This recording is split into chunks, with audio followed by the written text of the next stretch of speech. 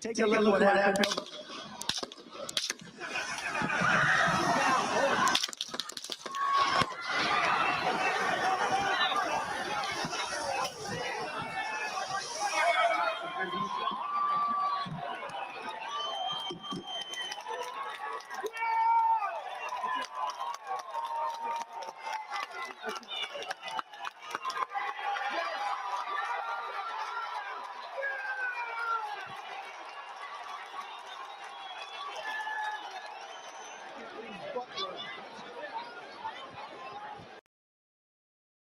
The past. We need to talk about the future. There are many countries now who want to use guilt to try and exploit the UK. They ask for reparations. I saw it as a trade minister. It's not culture wars. I was at the WTO. I won't name the minister from another country. And he was telling me that we needed to give up some of the things that we were doing because of colonialism and because they needed time to develop. These arguments are a scam. Don't fall for it. We need to make sure that we put this country first. We work well with our neighbors. We work well with other countries, but we have to look after ourselves too.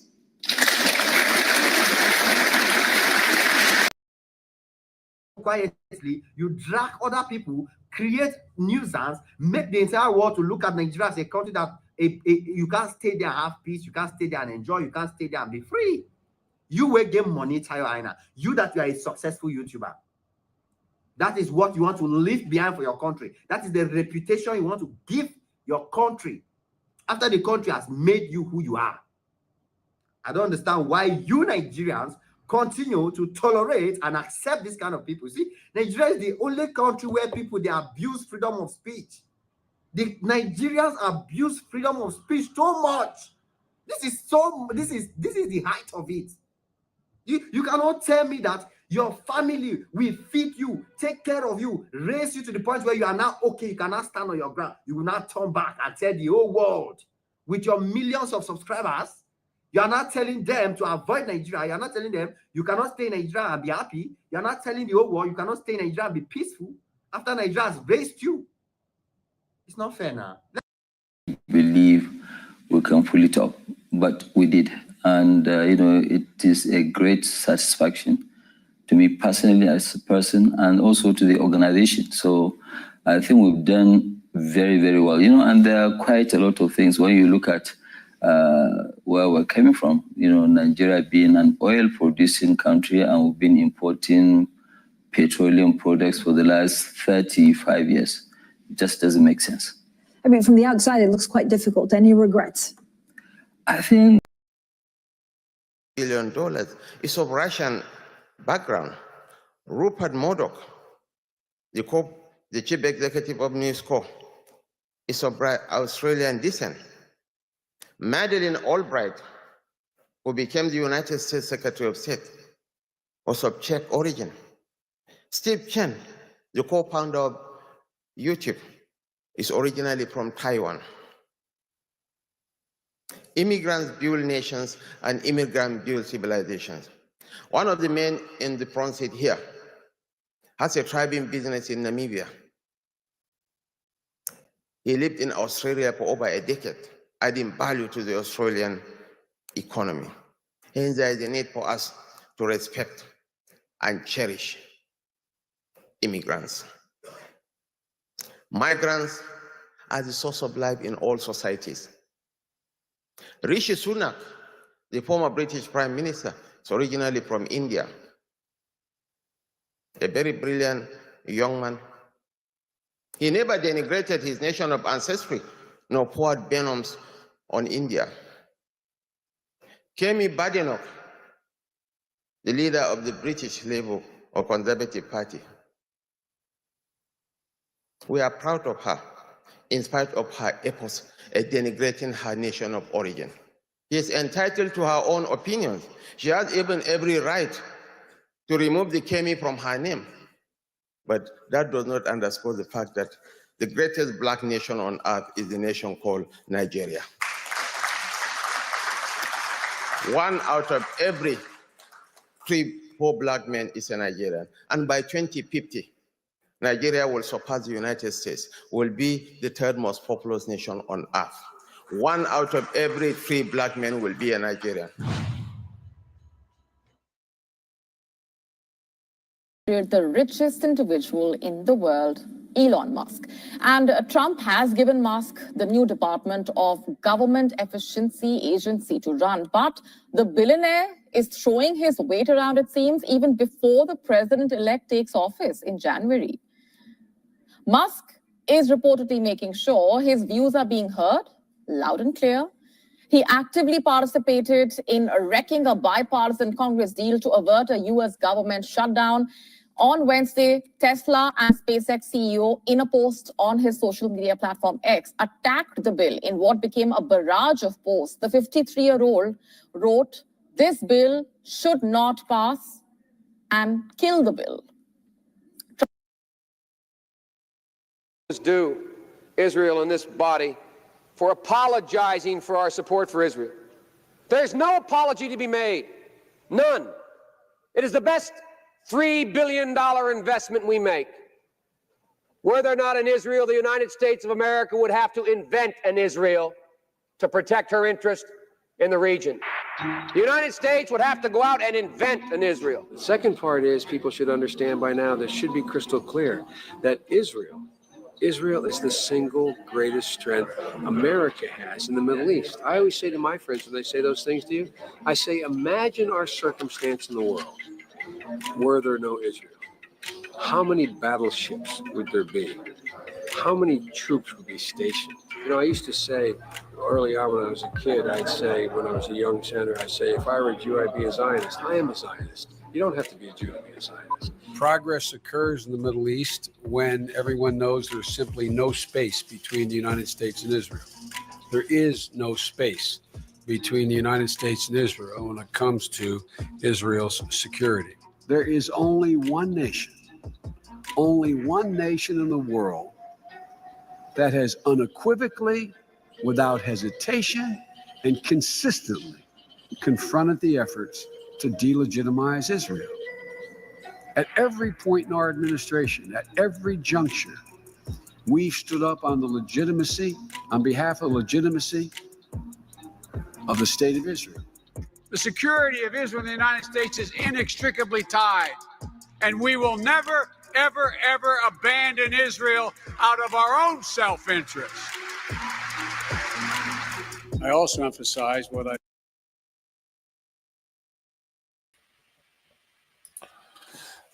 Thank you for joining me this evening. Welcome to all the viewers from every corner of the world. Greetings to you all. I'm doing this live stream, based on the title, to a kind of review the past year and more importantly, what this year is going to be holding for our people and the prospects for the world in the year 2025. This is an important year, and for a lot of different reasons. Trump is back fully with full support and full force. Trump is back. And Nigeria, you can almost argue that Nigeria is coming back. I think the last year, if not for the floating of the currency, by far the last year was the best year for Nigeria, with Dangote refinery coming on stream, with the 2 refineries, 2 other local refineries coming to life too. So there are good things that happened last year, and what is that going to mean for this year? What is the prospect? So that's what we are going to be talking about today. Also, I would like to start the show, for want of a better word, I don't know what I would call it, a show, more of a presentation of the outlook for the year of 2025 with the national anthem of the Nigerian state.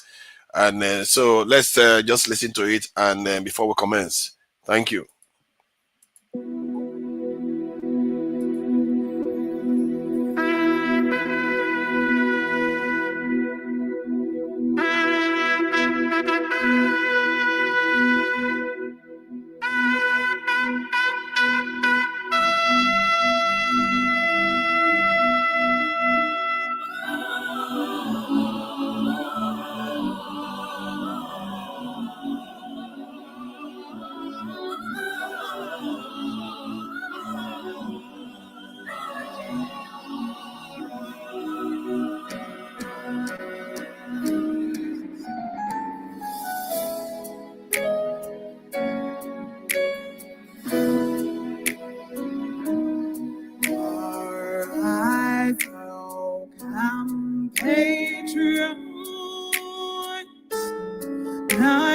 chariots go back to serve our fatherland.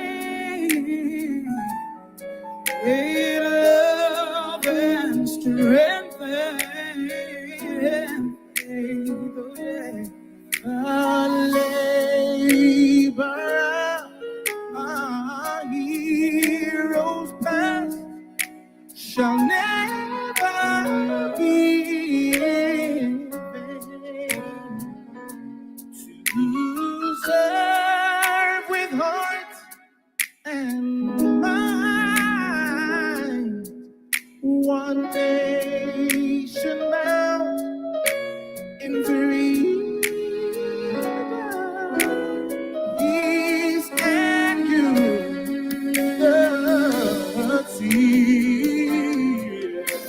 Oh God of creation, direct our noble course.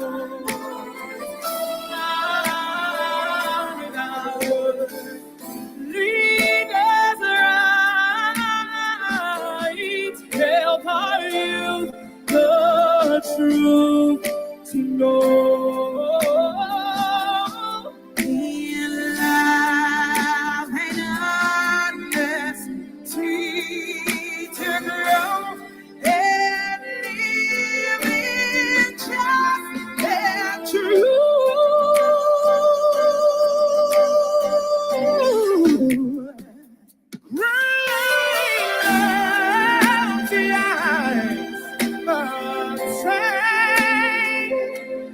To build a nation where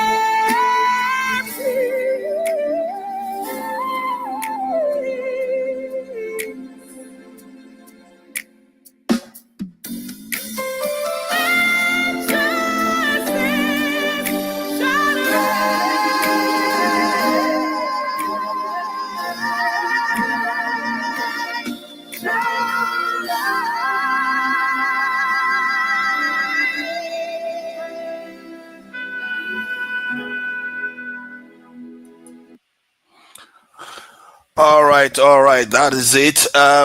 Yes. So now, I think I will start off with reviewing the year of 2014, and I will cover from the point of view of geopolitics, from the point of view of the Black community, and from the point of view of Africa and specifically Nigeria, given all the events that has occurred in the last 1 year. Quite an interesting year for Africa, actually. Quite a remarkable year for. I think the only other year that was this remarkable would be, I think, was it 2000, the year of return in Ghana, that I would consider anything as momentous as this last year. There has been very, very few strategic changes that has occurred in Africa in the last 20 years. And I would say one of them is the Ethiopian dam that was built, even against a lot of forces around the world not wanting it to be done. That is a big one. There is also the one for the Nigerian refinery coming on stream. That is another big one against a lot of interests that didn't want it to come to fruition, knowing the consequences. From what I gather, a lot of refineries around the world are packing up shop, knowing full well that a lot of African countries will now be procuring their petroleum products from Nigeria. So you can see the change that will mean. There is also the demand, the strain on the Nigerian foreign exchange reserve, because of the demand to be able, that's the demand of the dollar, so we can be able to procure petrol, in the past. But now that demand is coming down because, of course, the Dangote refineries in Nigeria, and there are 2 other refineries that have come on stream in Nigeria in 1 year. That is remarkable. In 1 year, after almost 25 years of no major refinery in Nigeria, we have about 3 working in 1 year. So that is quite a remarkable change. And we also look at the man of the year globally, and we'll also look at the man of the year in Africa. Then we'll also look at one in Nigeria. That after that, then we are also going to look at some of the worst characters. I don't think it's I'm not sure it will be fair to put the worst character on only one person. I don't think any one person has won the worst character of the year last year completely, because there's a lot of bad things that happened last year. A lot of bad things happened last year. So there's a lot of people that some people will consider to be quite, awful people that did a lot of awful things. And the last year for me, geopolitically, has been the most, that it's got a lot of high tension. It's not the same as the Iraq war. It's not the same as the war that happened after, a war in Afghanistan, because this one is struggle between powers now. And I think it's been a long time we've seen that. So that is going to be interesting to cover. Then we talk about some of the issues that we have been having with the Nigerians, this Nigerian thing that we do, bad mouthing Nigeria like crazy. And this year it has come to a head for some reason. I'm not exactly sure why it has come to a head. It's like maybe it's the southern Nigerians that badmouth Nigeria so much. Because let's face it, it's rarely you see northern Nigerians doing that. It's the southern Nigerians that are doing it. So could it be because the southern president is in office now that they are challenging this attitude of Nigerians, the way we badmouth the country constantly? We are beginning to challenge ourselves. Why are we doing it? Why do we go so far with what we are doing? Even Kemi Badenoch became a big deal in the context of Nigeria, because she was also a kind of saying negative things about Nigeria. Then if you move from there, you also notice that there was another positive story of sorts with what's her name, Chidinma of South Africa, given how badly she was treated. Nigerians, this is one thing Nigerians do best.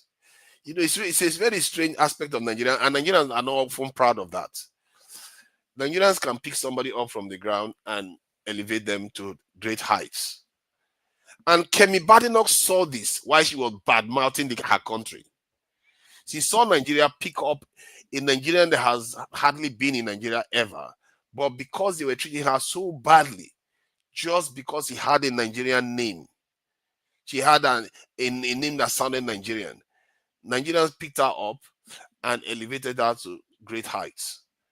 That is one thing Nigerians do very well that we don't seem to take enough credit for. We've been doing this for a long time. Nigerians took pay cut to support South Africans during the time of apartheid. We had what they call Mandela tax to do that. Then you look at what the Nigerians did in Liberia and Sierra Leone. But nobody, Nigerians don't see the good side of some of the good things Nigeria does. I'm not saying that we don't have a lot of problems. We do. Look at we have a lot of problems, so we know that. But it looks like there's something happening this year or last year. I mean, that people are pushing back against this negative narrative that Nigerians are pushing. Even foreigners are pushing back against Nigerians. Why are you doing this? So that will be interesting. I'm not sure we're going to cover it that much because we've had that conversation quite a lot last year. Where most of the trajectory will go is let me see what I can show our man here. Our president, our president seems to be very, very keen on the French lately. So we are going to be covering that and what that means for us. For the life of me, I do not fully understand why. Maybe there is a reason. I don't think the president is unaware that the French have had long relationship with many African countries that are doing terribly. They are doing real terribly. So he knows. So then why is he talking to them? Is it that they are reaching a new deal that will elevate the entire continent? We'll see. We'll see. Maybe it's true. Maybe that's what he's trying to do. So I'm not going to fully judge yet until I see something concrete on the ground that he has agreed to. And, you know, a lot of northern Nigerians are not very happy with it. They feel like he is looking to use the Nigerian territory to destabilize other African nations. And for the life of me, I don't see how he can do that successfully. And if he does that, he better be ready that he's not going to be in the presidency for very long. He's going to be likely be kicked out. So I'm going to try to keep this as brief as possible. I think this is the 22nd minute now. We have played some of the reels already regarding the top people of the year. So if I'm to appoint the man of the year of the last year, I think most people will agree that the man of the year for last year is like it should be. Let's see, let me put him up. The man of the year, international man of the year last year. Can anybody guess? Because I cannot even see one chat message. What is going on? I can't even see one chat message. Who is there? There's nobody there out there. So I want to check for the man of the year for 2024. I want to highlight him now. This is the man of the year for 2024. Clearly, this man has defied all expectations and logic. President Trump has gone from being a convict to a president. This is something that is impossible in Nigeria. We know that. This is impossible in Nigeria to become. As a matter of fact, part of the reasons a lot of people consider President Tinubu illegitimate is because they think he's got criminal convictions. And I've never subscribed to that, because all the countries that we claim we are trying to copy their governance systems, they don't have that in their constitution. Anybody can run for presidency because they consider the citizens sovereign. You can't use, because the person is a little bit a convict, not to allow him to be a president, or because the person is disabled, they are not allowed to be a president. In most Western nations, it doesn't matter. As long as the people choose, that is going to be your president. And President Trump, from nowhere, has come to win an election, against. You can't even make it up. You cannot make it up. How does a convict beat a prosecutor in an election where mothers, fathers, Christians, and all kinds of religious people voted in that election? How can a convict beat a prosecutor? But we've seen it happen. And I guess we've seen it all now. We've seen it all. Now, there is nothing else that should shock you in this world anymore. And the question you have to ask yourself is, I always tell the Democrats this: if Trump won the election, what does that tell you? What does that tell you that you are doing wrong? That you brought a prosecutor to run against a convict, a convict that is awaiting his sentence, and yet the convict won that election. That should tell you something. And now Trump is in office, and Trump represents one thing only. He represents his own personal interest. Oh, it's not one thing, it's actually two. He represents his own interest, and he represents white interests. That's what he's there for. And that's what Elon Musk, his now best friend, is also there to do. They want to build their own people up.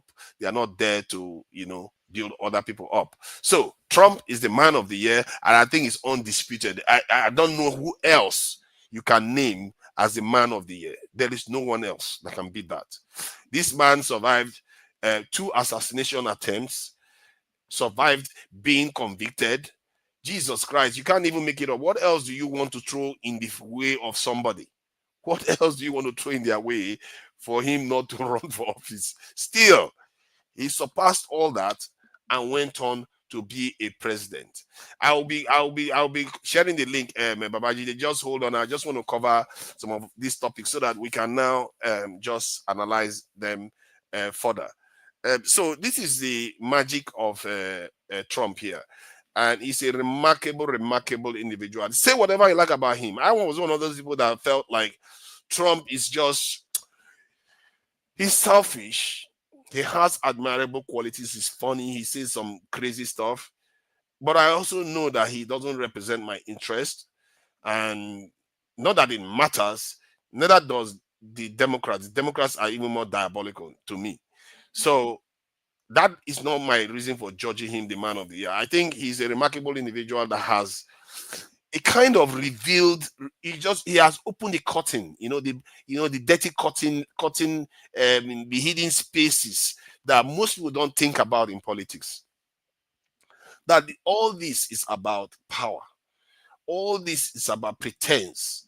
In many cases, many of your leaders lie to you, like to your face. They will just lie to you, and they will tell it, they make themselves seem like they are more innocent than anything else. But look at this now. A convict, they have so many cases against him right now, and they've convicted him of other things in civil cases already. This guy has lied. He has not paid his taxes. He's not done anything. And yet the people voted for him. Because the other people, they are worse. The other people were worse. That's why they voted this man the man of the year in America, and the man of the year in the world. I don't see any man that surpasses him in the world. This is a man that took a bullet, and this is minutes after that bullet. I don't think it was more than 2 minutes after taking a bullet, dodging that bullet. I don't think he dodged it. It's just out of luck, really. And this is what he's doing. You have to respect that. You just have to. You don't have a choice, because this is something that he did instinctively. That tells you the character of the man when the cameras are not on, when he is pushed against the wall. That is a trait that anyone would want to embrace. I really wish a lot of our leaders have this type of trait. I get the feeling that our leaders, when they see this sort of stuff, they will just kowtow and dodge and hide, or start begging for their life. And then I was seeing this sort of trait in a lot of, higher ups. When you see all these higher ups, you think they are all very, very scared of anything. They are not that scared as much as people think. That's what made them what they are. You think to be a rich man and a powerful person is easy. It's not easy. A lot of people are after you. So that is the man of the year without a doubt. If I'm to look for now, he deserved it. And internationally, if I'm to, I don't know, that's my own choice. I think other viewers and these panelists will come and give us their own choices. And this is mine. And this is this stream's choice for man of the year. And the worst people of the year, I can't name one person as the worst people, worst set of. The reason why I say worst people, because I can't name one person as the worst man of the year or worst woman of the year. Because, man, this year has a lot of bad people. I mean, the last year, there's a lot of horrible things that happened last year that, oh my God, a lot of bad people, bad actors, mischievous people were really in the driving seat last year. Unbelievable. So now let's go to international bad men of the year. So I will go with number one. Let's get this one. Number one, Joe Biden. Joe Biden was one of the worst human beings for me in the last year. My God, this man caused so much trouble. He funded the war in Gaza till today. He literally brought the world close to a world war. He authorized Ukraine to fire long-range missiles into Russia, a nuclear power. because his gamble is that Russia will not ever use nuclear weapons.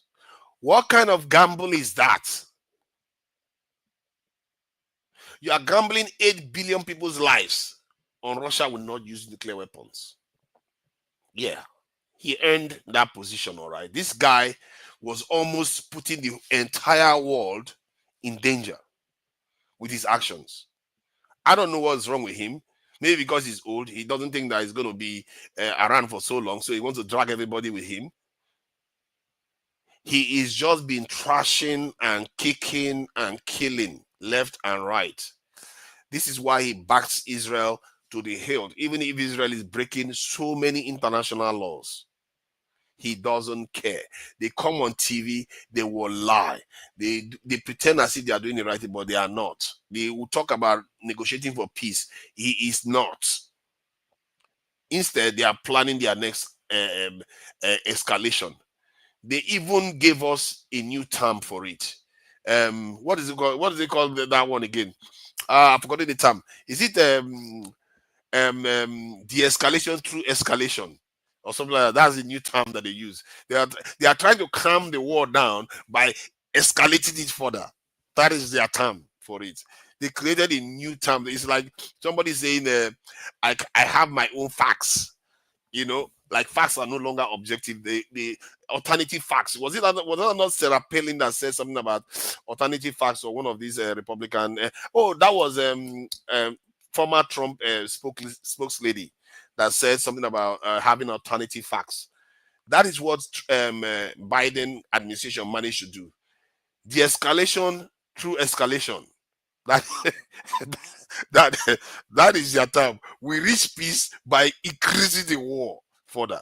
And hence, we are still at war right now. For the last 2 months, the Gazans have been bombed and killed just at will. That's Israel is just killing them at will now. There's no method to it now. They're just killing and destroying hospitals just whenever they feel like. They're just destroying whatever they like now, and that is what is going on. And do you see this? They don't even cover it anymore on the news. That is another strange one. The news don't even cover it anymore. Israel just kills at will now. Now I will share this in this is why when I'm choosing somebody, I have to give reason, why I am choosing it, because it's not going to be fair for me to just choose somebody and not give my reasoning. This is why I am saying what I'm saying. So I will show you some of the stuff going on in that, what this president has enabled. So look at this. Look at what is going on in Gaza right now. Because the Western media, they don't cover it anymore. They don't even bother anymore. It's like, what is the point? We're just committing genocide and massacres every day. They don't even bother covering it anymore. Now look at Al Jazeera covering it. Even Al Jazeera is even covering what is going on in America, all the news, and also covering what Israel is doing. This one is probably just today. Israel strike kills dozens.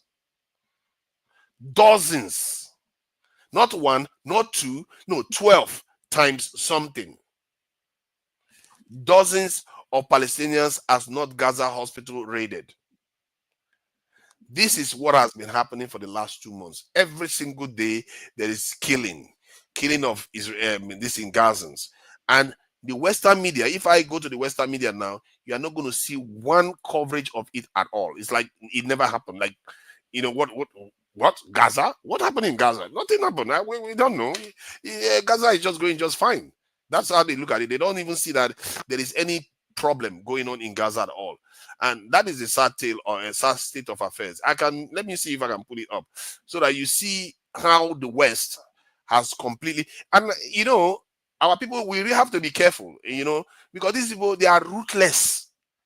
When they want to cause so much trouble, they are completely ruthless. Nobody will cry for you in their territory. They will be killing your people, slaughtering your people, and they will keep quiet as if they don't know what is happening. Now, let me show you what is going on in CNN. Now, this is CNN.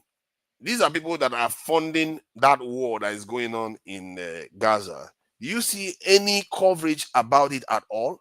Nothing about what is going on in Gaza. These are people that are funding it to the hilt. And it's like it's not happening. The media has gone completely. And we talk about democracy. I think this is why these reviews are good.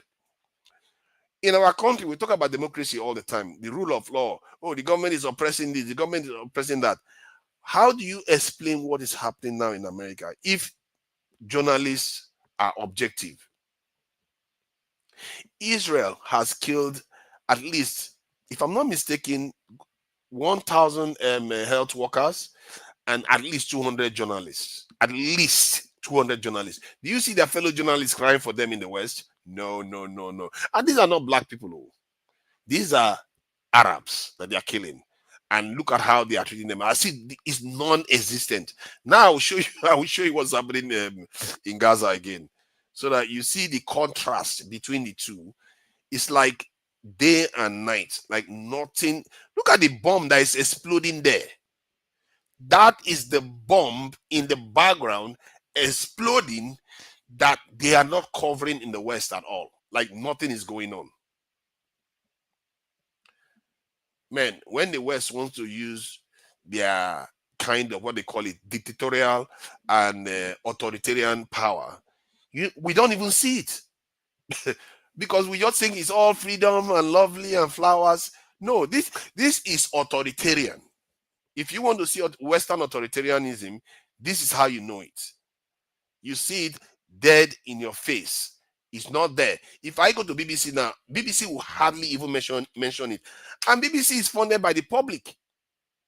This is a channel that is actually funded by the public. They hardly mention it at all. I don't even think it's even on the front page of the news channel.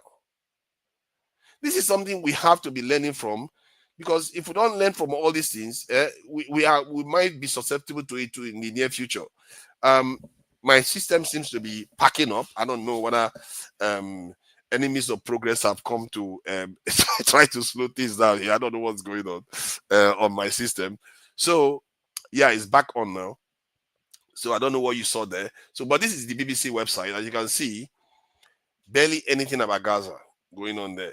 At least the BBC have the decency to have a link for it in case you are interested. You know, if you are interested in covering the news of Gazans getting destroyed, you can do that. You see, police chief among 40 reportedly killed in Israeli strikes on Gaza. That's 40. Just in one day alone has just been killed.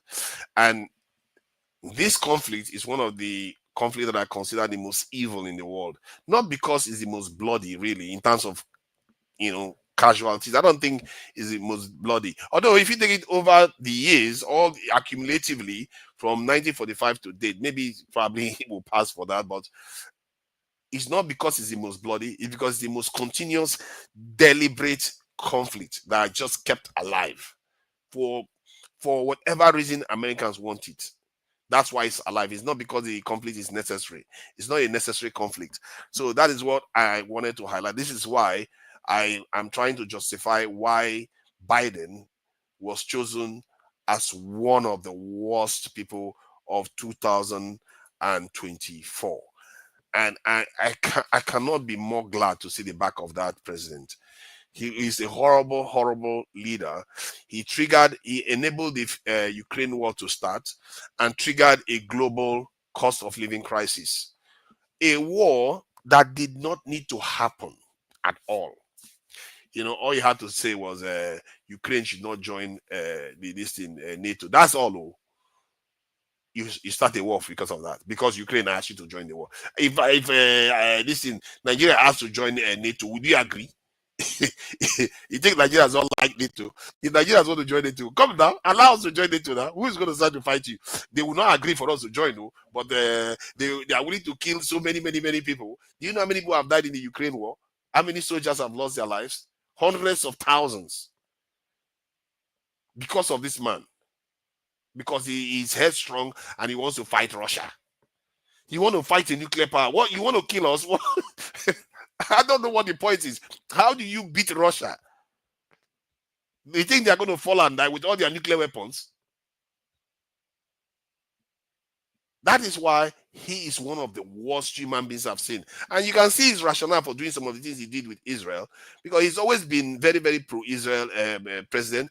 Let me see where I can find it even, because he's been very, very adamantly pro-Israel. You know, where is this image even? Let me see. Where's that image of him again? Biden. So yes, and his partner in crime is this Netanyahu. You see, Netanyahu has been trying to, do away with the Palestinians in the Gazan territory for a long time, and this attack gave him the opportunity to do that. And I must say, he also wanted to deal with Hezbollah, maybe even Syria, and that also a kind of aligns with the U.S. interest too, because the U.S. don't like any of those people too. So he gave them the opportunity to do that with what Hamas did, which Hamas attacking Israel the way they did, I don't think is justified. I don't know why some people try to say, Hamas should not have to prove its way of resisting occupation. I don't know why that is the case. Why, just because you are being oppressed doesn't mean you should go and do something bad too. Why? Why? Because you could just go after military targets. Why go after civilians? Why kidnap civilians? You see what I mean? You like Russia now. Russia, when Ukraine and Russia are fighting, they captured each other's soldiers. I don't think Russia is there looking for civilians to capture. So I don't know why Hamas needed to do that, because you could easily have taken soldiers and went after only military targets. If you want to oppose Israeli occupation, which from what I gather, the UN gives them the right to do. But why go after civilians? So Hamas has its own questions to answer for what they did. And for better or for worse, look at what has happened to their people because of this now. Who knows where it's going to end? Maybe it needed to happen, but they didn't have to attack civilians. And anybody that wants to oppose have any cause to oppose, please leave civilians out of it. Hardly do civilians even understand those things. They just want to get on with their lives. I mean, most of them are busy thinking about how their child is going to survive. Some of them, they are ill. Some of them are they have pregnant wives. The mothers are they are going to do burials. Some of them are getting christening. Some of them are attending graduation ceremonies. Civilians don't care necessarily about these things. So if you want to oppose, if you want to fight for a cause, leave innocent civilians out of it. And I don't understand it. Why do almost all resistance groups do that? They go after civilians. Why do they do that? It just takes away from your cause. It takes away from the legitimacy of your cause. You feel like you just go attacking civilians solves anything. It doesn't. But that's what Netanyahu is doing now. Just killing civilians now. Because to them, when they kill civilians, they are punishing the other people. That is the mindset that is going on. And that's what he's doing. He's torturing the Palestinians, killing them. And he has said it in one video that I played in other streams, where he said that the Palestinians, they need to be made to feel a lot of pain, that they've not felt enough pain yet. So the idea was to get them to leave that land. Man, I have to respect the Palestinian people themselves. The Gazans themselves. My God, the suffering those people have endured. I don't know how many people can endure that. I'm not even sure any people can endure that in the world if they have a choice. These people have endured all kinds of torture, constant bombardment, constant killing, children, women, men, anybody, patients, journalists, humanitarian workers, pastor, Christian, Muslim, they're all getting killed in that territory. And the people that are doing it are bloodthirsty and angry people. You can say whatever you like about Netanyahu or Israelis. The only slack I'll cut them is that they are angry. is that they see Palestinians killing their people. You know, they see people like Hamas, Islamic Jihad coming in and attacking their people and killing them. A lot of Israelis have lost loved ones to these groups. So they are angry. They may not be right with the way they are trying to express their anger, but they are angry. Just like Hamas is angry to attack them. So both sides are doing something wrong. That is why I consider Biden to be a big, big, horrible human being. He's a horrible, horrible human being. And I must say, Americans have always been like that with this conflict. They are using it to advance their own interests. They don't care who they slaughter, who they kill along the way. That's why Biden is one of the worst. And the next one is Netanyahu himself. I don't even know for the life of me why Biden has not been indicted by the International Criminal Court. I guess they are scared. you know, there are different levels to everything. You go and indict Biden, and Biden decides to send his troops to Hague. That is going to be funny to watch. Who is going to stop him? Who is going to stop the US if he decides to send the troops to Hague to completely shut the court down? Nobody. So that could explain why the Hague decided that, you know what, let's focus on Netanyahu. I think technically their reasoning is that I think it's because the US is not a signatory to the ICC, International Criminal Court, and the connection between Israel, that's the US and Palestinian, is not as close because the US is not doing it directly. So partly maybe that's why they are not going after the US, but at least they have a good reason to go after Israel, because Israel is attacking a signatory to the ICC. So there you go. These are Netanyahu is a horrible, horrible human being, and so is Biden. Who else would we call a horrible human being? I think one can also say these two cannot be said to be very nice people. Nasrallah, I think Nasrallah is slightly different to an extent, and I don't know too much about Assad to pass full judgment, but I know his people don't. A lot of his people don't like him. I don't know how many likes him. He's a secular leader. You know, in the Arab world, it's not always very easy to be secular. His country, he ran it where Christians can cohabit with Muslims and other groups. So, you know, that's interesting because all these leaders that are secular are the ones that are being destroyed. Like Saddam Hussein is secular too. They wiped him out. But Saudi Arabia, that is not secular, is the one that they are preserving, you know. But Qatar is not secular. They are preserving those ones. But the ones that are actually allowing Christians to survive freely, the Americans are against them. If you look at even Israel that they are supporting, Israel is against Christians.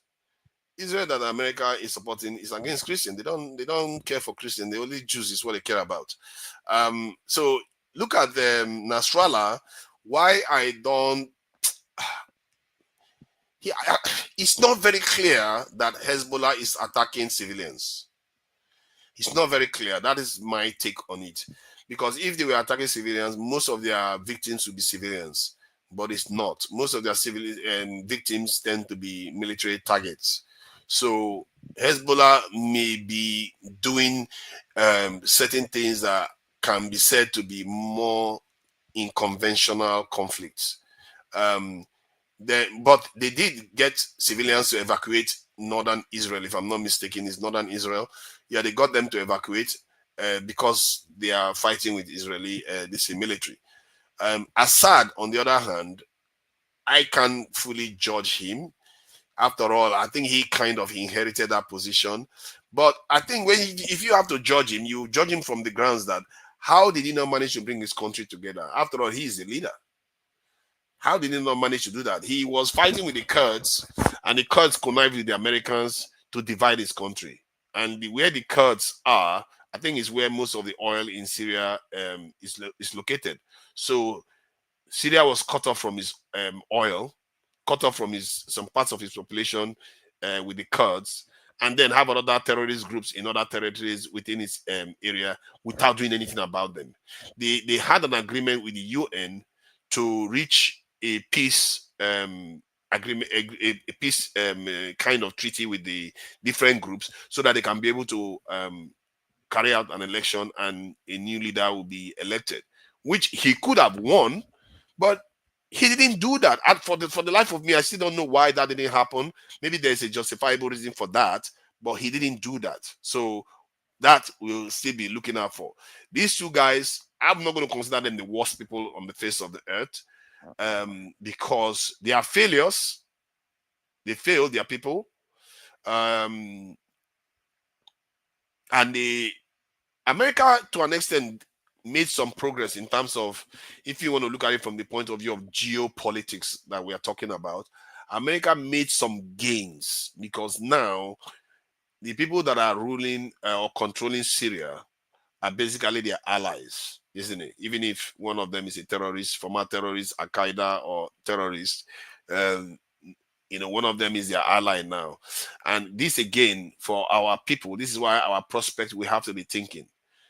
These terrorist groups that were once Al-Qaeda, at the matter of fact, maybe they were also linked to ISIS, America is now working with them. Let me repeat, America is working with former Al-Qaeda now. When you call former Al-Qaeda, it's not like they suddenly changed their religion. They are still the same religion. It's just that they now say that they are more refined, they are not going to be killing people, and they are not going to declare that America is their enemy anymore. So technically, they've changed from that point of view. Even if they are still the same organization, I don't think they've even renounced the name of the organization. They are still part of that organization. So now, America is working with them. And this is something that African countries need to learn. You can't be allowing foreign or any kind of terrorists to remain in your territory. Don't let that happen. Don't let it even start. Never let it start. You let it start, you're going to have a big problem on your hand, because foreigners will come in and tap into those people and use them as a way of controlling your government. Because if your government don't do, because Assad wasn't doing what the West liked. He wasn't doing what the West liked. So that's why they punished him with those terrorist groups. The same thing African leaders have to learn. If you see that there are groups forming in your territory, make sure you do away with them as quickly as possible, so that they don't use them against you. And many of our people in Nigeria right now, like some people in the Southeast, I believe in breaking up the country, they are basically instruments for our destruction if the Westerners decide to tap into them. They are always a control mechanism against our own state. And if you are one of those people, you need to think twice. No matter what this will offer you, don't take it, because in the end, you're going to be poorer for it. Watch what happens with Syria. Let's see whether they're going to be any richer for it. So we're going to leave that for now. So now let me see what else happened the last year. Who else is a bad actor last year? Now, in short, I'll go back now. I think I've named some of the bad actors. Who else is a bad actor last year? Is it Putin? Putin is a kind of neutral. He's just fighting the Ukrainians. He gave them a lot of chance not to go to that war. So I'm not going to name him one of the worst characters. Who else in Africa? I would say the generals in the Sudan war. Sudan war generals are horrible set of people. Horrible set of people. They've caused so many loss of life in Africa, and needless loss of life too. All of them, they are just being funded by different parts of some people say that they are being funded from the Middle East, in the Middle East. So they are the ones causing a lot of the problem going on in in Sudan. And a lot of black Muslims are getting killed in Sudan because of these people, their wars. So these generals are a problem in the context of this thing. Let me show their image so that we can recognize them. You see them? This set of mumus that can't learn that if they leave Africa, they will be seen as black. They still think that one is Arab, the other one is not, and they are fighting for whatever stupid reason they are fighting for, and debilitating their people's chances of development. What a shame, because Sudan used to be one of the greatest nations on earth. You know, the kingdom of Kush, Nubia, all those ancient kingdoms were once in that region. And look at them today, just fighting each other. And most concerning to us is that they are killing a lot of black Muslims because they are not Arabs. You know, my northern brothers in Nigeria, I hope you are paying attention, though, because when you are putting your religion first and killing your fellow Nigerians, just know that tomorrow, those other people that you are following their religion, they will come and kill you too, because you're not Arab. Just know it's going to reach your turn too. Every day is turn by turn. When you're busy killing your own people because of foreigners, just know that those foreigners too, especially when they don't like you, you need to think twice. Think twice when you start attacking your own people. Why can't we just figure out a way to work with each other instead of always fighting ourselves because of the foreign person's religion? You know, you can practice all the religion you want, but don't use that to start attacking your people because they are not the same religion. You know, there's a reason why they say blood is thicker than water. So make we learn our lesson on that one. So I think I'll go to another set of bad actors. In Africa, these are very, very bad actors. And another one that I will choose as bad actors is, I think many of us, now we are coming to this in the African continent. You know, I think I would say one of the worst characters in Nigeria in the last year, if you ask me, let me think about it a little bit before. Okay, I would say someone like Simon Ekpa, not good character. He didn't help Nigeria in any way. He created a lot of unnecessary divisions. And if you look at Nigeria now, because of what people like Ekpa are doing, they are damaging the prospects of the Southeast and the South-South to develop. If you look at most of the developments in Nigeria now, why would anybody want to develop in those areas? Because of these people. Personally, I take that personally because I grew up in the South-South of Nigeria. They create chaos in the name of what? Breaking up the country and ending up like Syria or South Sudan, and what? Where are you going? They cause trouble. And if you look at most of the investment coming to Nigeria right now, they are hardly coming to the Southeast or the South-South areas. I think maybe a few is coming to the South-South area because of the oil stuff. But most is going to the Southwest, North Central, and maybe even northern part of Nigeria because of even when they have all this terrorism there.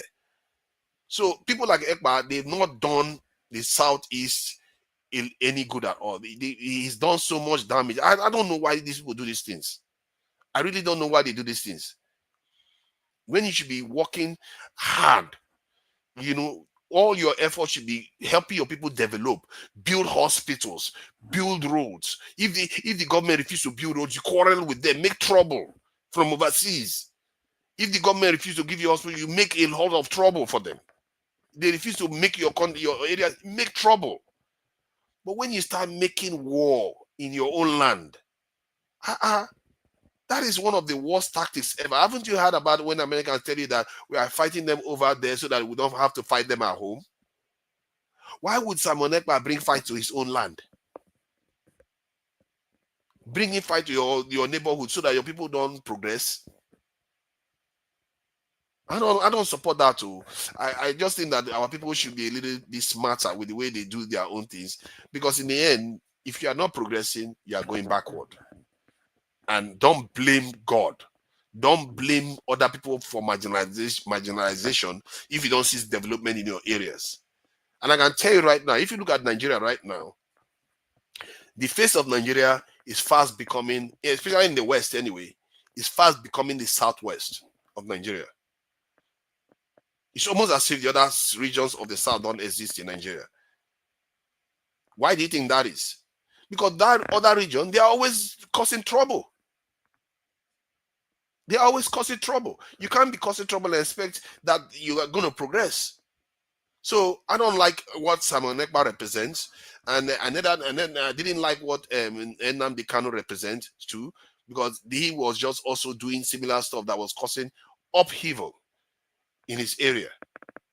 You know, if you are so interested in power, if you have so much support, use those your men that are supporting you, use those women that are supporting you, form a formidable political machine in Nigeria and defeat all the people that are in the way of the Southeast. You will defeat them if you are so strong. But if you are not strong and you go to a foreign man's land and start causing trouble for your people, yes, you are not a good actor, because in the end, your people are not profiting from it. If the Southeasterners were profiting from what Simon Ekpa is doing, I wouldn't be naming him this way. They are not profiting. You know what he's going to say if you ask him? He's going to say, "Oh, we have to suffer before we enjoy." This one is what this one is what you call compulsory suffering. Have you seen compulsory suffering before? This is not compulsory suffering, no. When you have the option to do politics, you're doing this one. Look at what P2B accomplished in 5 months. Look at what P2B accomplished in 5 months. That was not compulsory suffering. That was choice to destabilize your own areas for whatever purpose. I don't have any evidence that he's working with foreigners to destabilize Nigeria, but that is the result of what he's doing. He's just destabilizing his country and weakening his country's prospects. That's all it is. Oh, look at that. Look at that. Oh, look at that. Mazi Prince. You know, I'm going to ramble now. You are getting upset now. I don't worry. When I will call California soon, I will find something in California that you don't like. So, but I don't like what he did. He's damaging the prospects of the Southeast and the South South, and it affects the South South. So no matter what we like to, we would like to say we don't have connections. Whatever affects the Southeast tends to affect the South South. Whatever affects the South South tends to affect the Southeast. Who knows? Maybe even the Southeast even affecting Benue too, because when you are linked like that, and the corridor is to the sea, and you have people in that area having problems, it's going to affect you. You can't escape these things. And why are we surprised that the Southwest is developing the most? Because they don't have all that trouble going on there. You could say it's because they have the luck of having Lagos there, but I'm not so sure. I'm not so sure that's necessarily the case. You know, the Southwest, they have Christians and Muslims among them, but they are not quarreling as much as the South South and the Southeast are quarreling with the state. You know, the South South, they started with the Niger Delta youth struggle, and then suddenly the Southeast started their own. It's like turn by turn. We're just preventing that area from developing as fast as it can. We get a lot of what they call it, those these allocations from the federal government. We get a lot of money, but do we see the dividends on the ground? I don't know, man. I don't like when all these people are preventing it, because those areas were quite developed. When I went to Port Harcourt, when I went to Nigeria, I wasn't so happy with the development I saw there. I expected more. Port Harcourt was one of the most developed areas in Nigeria when I left. Was one of the most developed areas, without a doubt. Some people even rate Port Harcourt better than. It's like Port Harcourt is like Abuja today versus Lagos. So people don't necessarily say Lagos is the best or Abuja is the best. It depends on which one you choose.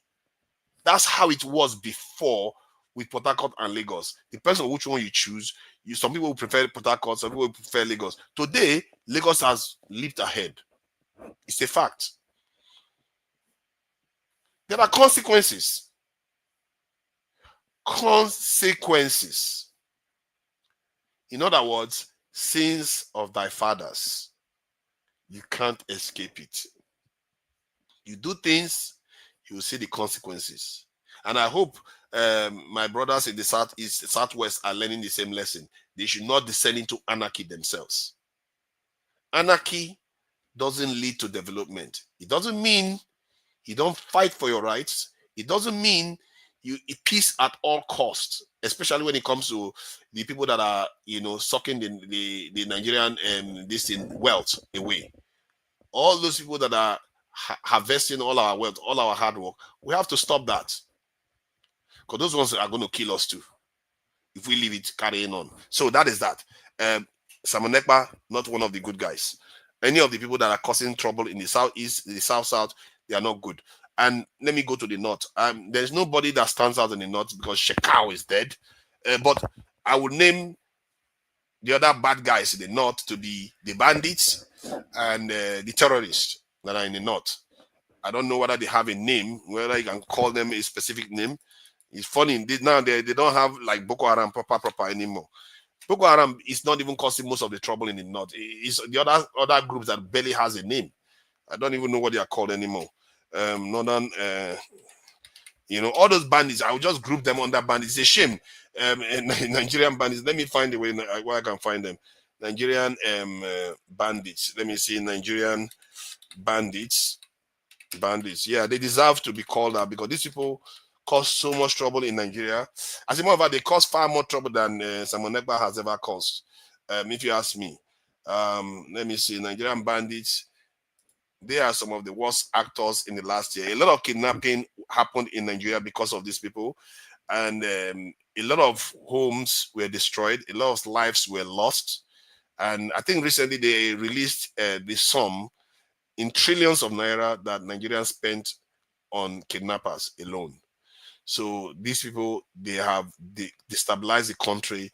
And I hope the federal government really goes after any of these actors ruthlessly. We have to stamp out any of this nonsense going on in Africa. We have to stamp them out in Nigeria and anywhere else they appear. So the bandits in the north, they too are a massive problem. They too are bad actors. In terms of that's Nigeria bad actors anyway. The number one citizen of Nigeria, I consider in my own vote. I would like to hear from the viewers what they think about this. I should have said it a long time ago because he deserves a mention a lot earlier because he's a honorable person that has done quite a lot for the country. From my point of view anyway, I feel like he has done quite a lot for the country itself. It is no other than our this Dangote guy. He definitely is by far shoulder and head, what do they call it? He's towering above any single individual in Nigeria. This single man made a difference. I don't know how he did it.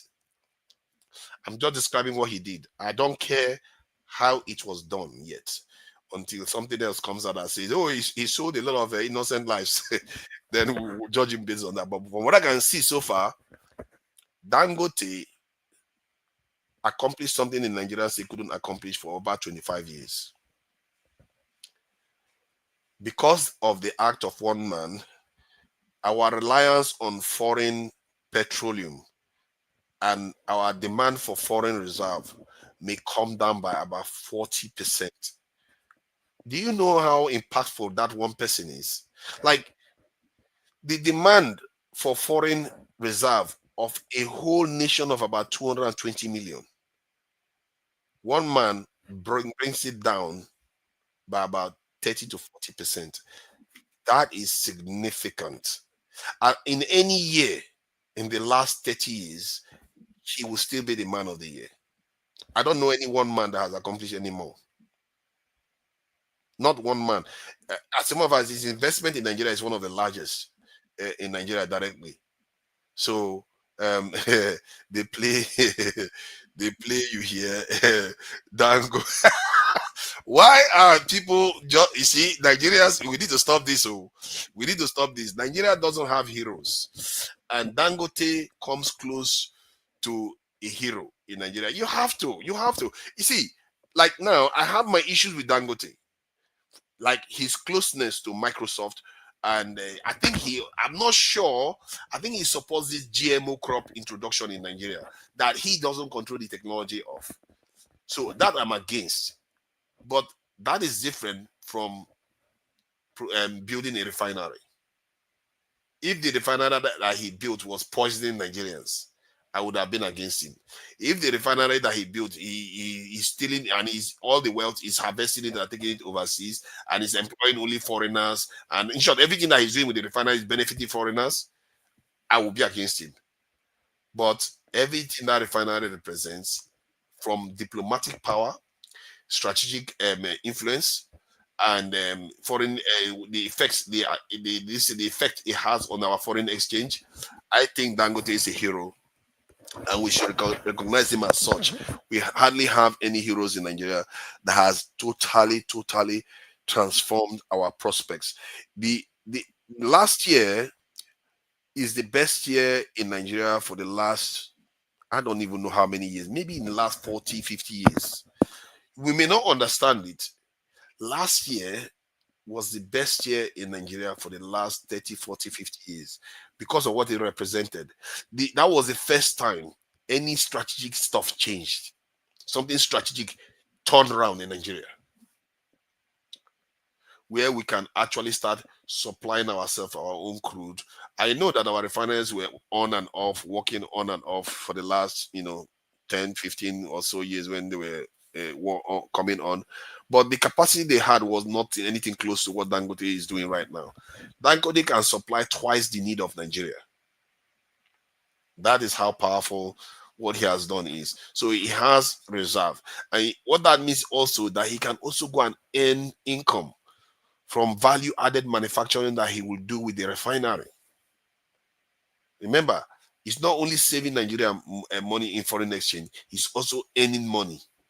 The question is where he's putting the money. I don't know whether he's putting it in Nigeria, but if he's putting it in Nigeria, he's also increasing supply while reducing demand. That is twice over increment that he has done.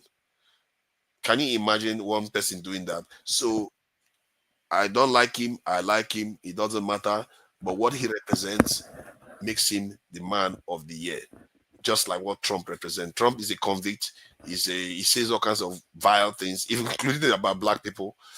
But yet, what he represents made him the man of the year. The same way what Dangote represents makes him the man of the year. And Nigerians have different mixed feelings about him. You can have mixed feelings about the individual and his practices. Who cares?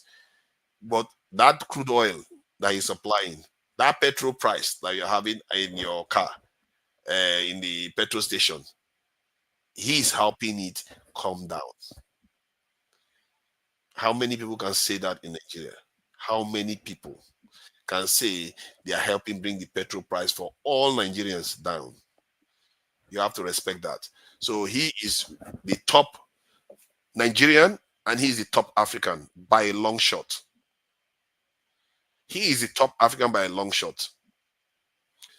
So if I want to weigh in on who else is second in line to Dangote, let me see.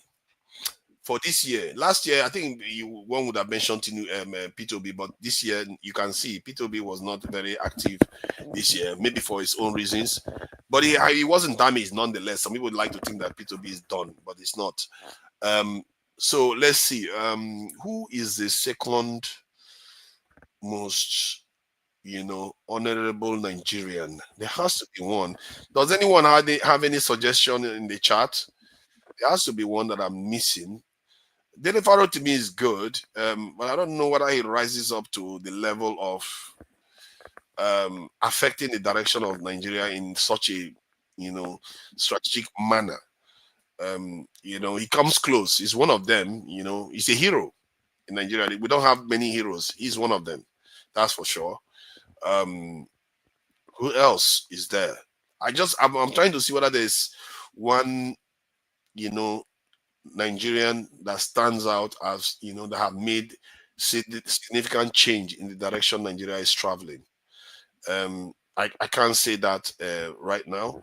I don't know why some people even chose the president for being the man of the year, because clearly I don't see what made him man of the year. Maybe if he had passed the tax reform bill, you can argue that a little bit, because if you put the tax reform bill plus local government autonomy that he gave, you can, give that to him, but not, he did the damage to the economy, so I can give him that. Okay, who is Ugo Chinyere? I don't know what did she do? Ugo Chinyere. Yeah, we need good people that have done great things for the country. I don't know her. Oh, is that him? I don't know what he has done. What has he done? Um, he's now you're just having a laugh. Now you're just having a laugh. You're just having a laugh. Simpubara, yeah, right. How does that work? The Simpubara literally destroyed the House of Assembly. It's one of the worst, actually. In terms of democracy, it's one of the worst. I don't know what I would call him. A kind of, he's one of them. Now let's face it. Simpubara was ushered into office, and then he get into office and burned the House of Assembly down and started having quarrel with his godfather. Whether they are quarreling or not, what does it matter? In the end, they are causing chaos in the state. So Ugo Chiere, I don't know. He's a young guy. I don't know what he has done. I think I've seen him. Have I not seen him on Dr. Damages? I think I've seen him on Dr. Damages before. Something I don't know what he has done. I'm sorry. If I knew what he has done, maybe I will be able to elevate him to my man. Anyway, it's just my opinion. Remember, this is not universal. This is just my own rating of individuals for good reasons. I try to back up my reason for why I did that. I don't know who else I'm going to name. It's a shame, though. Only the towering figure in Nigeria was Dangote by a long shot.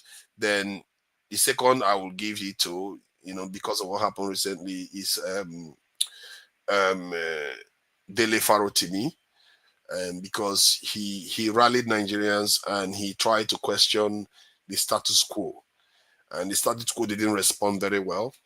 So you have to give him that. There's a lot of other people that have contributed to the Nigerian space positively. You can say Showore has contributed positively. Who else? Aisha Yusuf. Very Dark Man. Very Dark Man has not done too badly. He hasn't had a very bad year. The last, what did he pull off? He said it was a stunt. So it's funny because of that stunt that he pulled. A lot of people were thinking that he just stole the money and all the rest. When I analyzed it, I thought, based on his record, I wasn't sure he stole the money. Even if he appeared to be that he stole the money, sometimes it's also good to take somebody's record into account. So he is quite somebody, and he didn't steal that money. And clearly he left. The reason why I actually believe that it was a prank, that as he claimed, because he left clues that should have triggered people to know that was a prank, like talking about going to Jos instead of Abuja or something like that. So we were supposed to have known that it was a prank. I don't think he would have wanted to steal that money. I think he had access to such money. Why would he want to steal it? We should have known that. And this is why sometimes it's good to judge people by their, as they say, antecedent in Nigeria. They like that term a lot, antecedent. So because his pattern of behavior doesn't show that he's going to be stealing that kind of money. It doesn't show that. That's why I felt no, I can't pass judgment on this guy based on that. So he's one of the best actually of the year. He really, really stood out, calling even Falana. Jesus Christ, that guy went after people. He you know what? If you want to rate him, I think I will rate him almost as high as Dele Farotimi, because he did things that from the very beginning of the year to almost to the very end, he was active in different areas doing things. So I will rate him as high as Dele Farotimi in terms of the influence he had in Nigeria, and by and large, positive influence. You have to give that to him. By and large, he had positive influence on the events in Nigeria.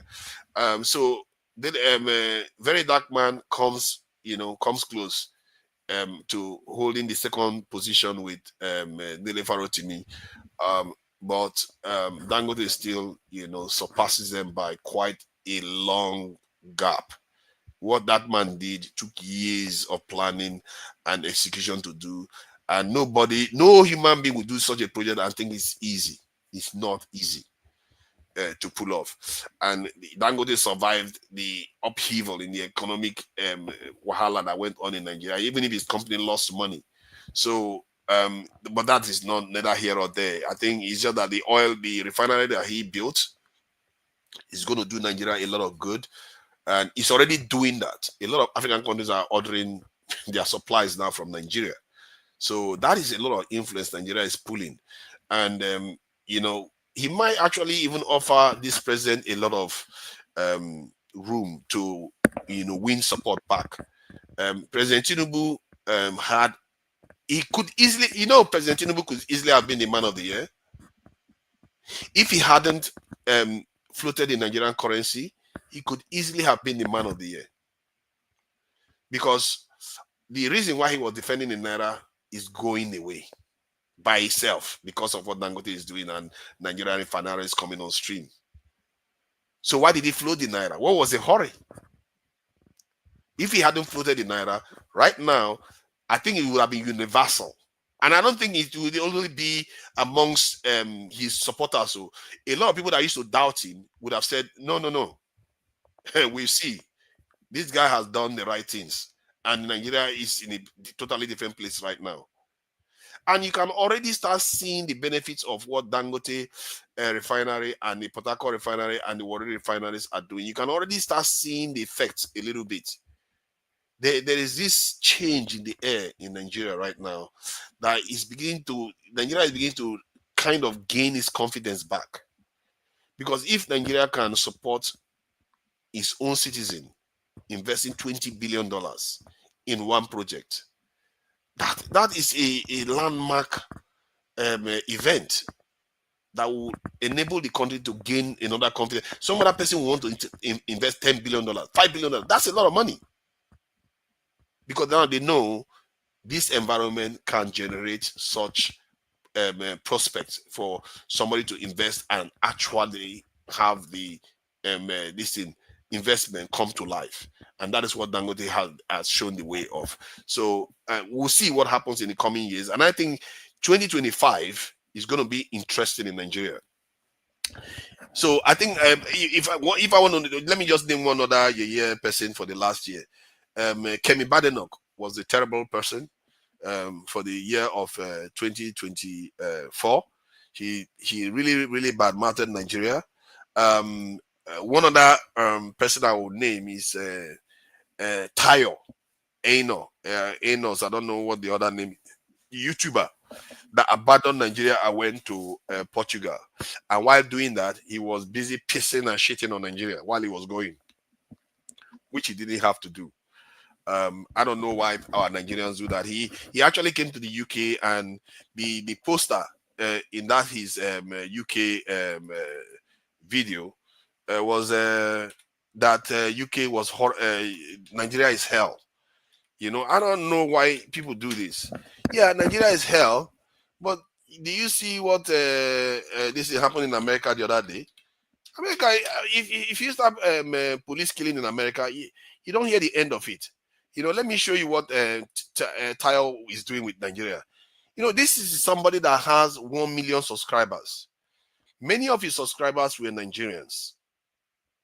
You know, he had many of his subscribers were Nigerians. As a matter of fact, Davido was one of the people to promote his channel so that he got a lot of subscribers. But look at what he did. He made a video about leaving Nigeria and trashing the country while he was going. And look at this other video that he made when he came to this thing. Nigeria is hell. You know, for the life of me, there was a time you could do this and people will be more forgiving of you. But something happened last year. Something happened last year that made Nigerians say, enough. You can't keep trashing the country continuously like this.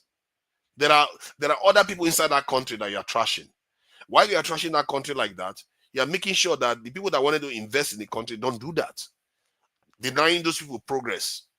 The same thing Kemi Badenoch was doing too, claiming that she cares about Yoruba people while badmouthing the country where more than 40 million Yoruba people live. Who does that? It's like firing a torpedo at a ship where your family members are also inside there. That is the thing that our own people do. And this time is a Yoruba man. No? He goes about badmouthing Nigeria. He forget that there are so many Yoruba people inside this thing. He likes his family. Oh. He probably loves his family too. But he's badmouthing the country where those families live. We have to think a little bit more. A little bit more. Just think a little bit when we are saying things. Are we helping or we are damaging?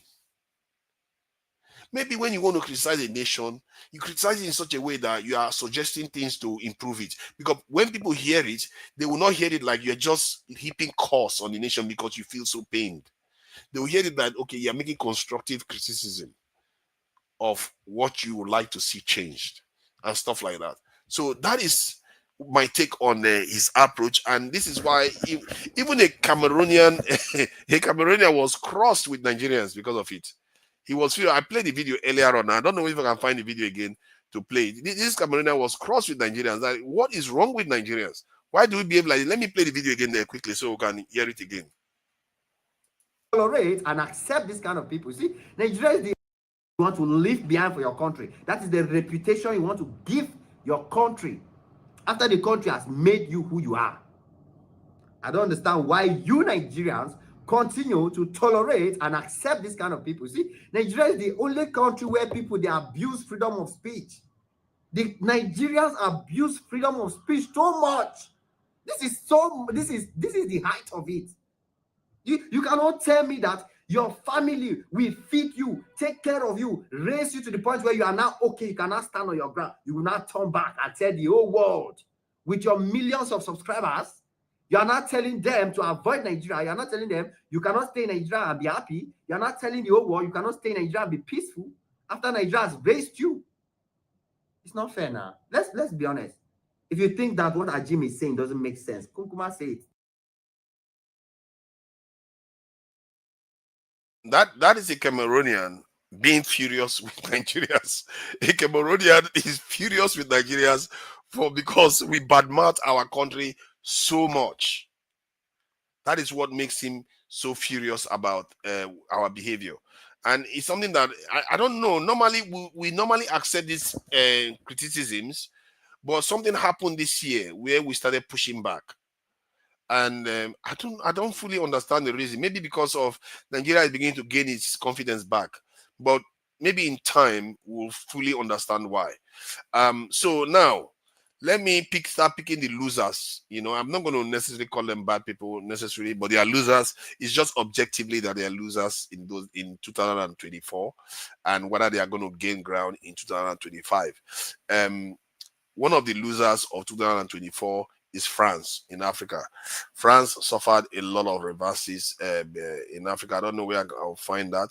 Yeah, France has been kicked out of Mali, Burkina Faso, Niger, Chad,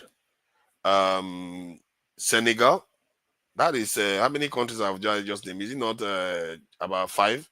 Senegal, and I think Ivory Coast. Ivory Coast is a very Ivory Coast. I think Ivory Coast should trouble France quite a lot, because Ivory Coast is one of those countries that is like ride or die with the French.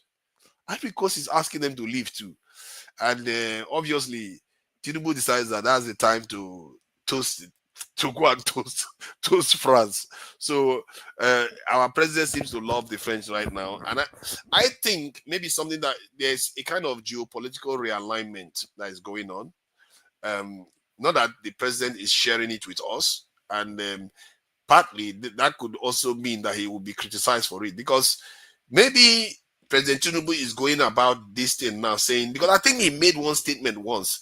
You know, I try to listen to when he talks so that you hear the nuances from what he's saying. He said that whether nobody can do anything in Africa without Nigeria.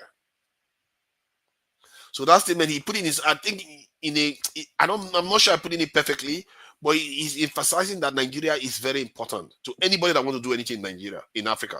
So maybe what the president is now doing, I know I'm saying a lot of maybes, is having this discussion with the French to say, you know what, leave all the other countries alone to me.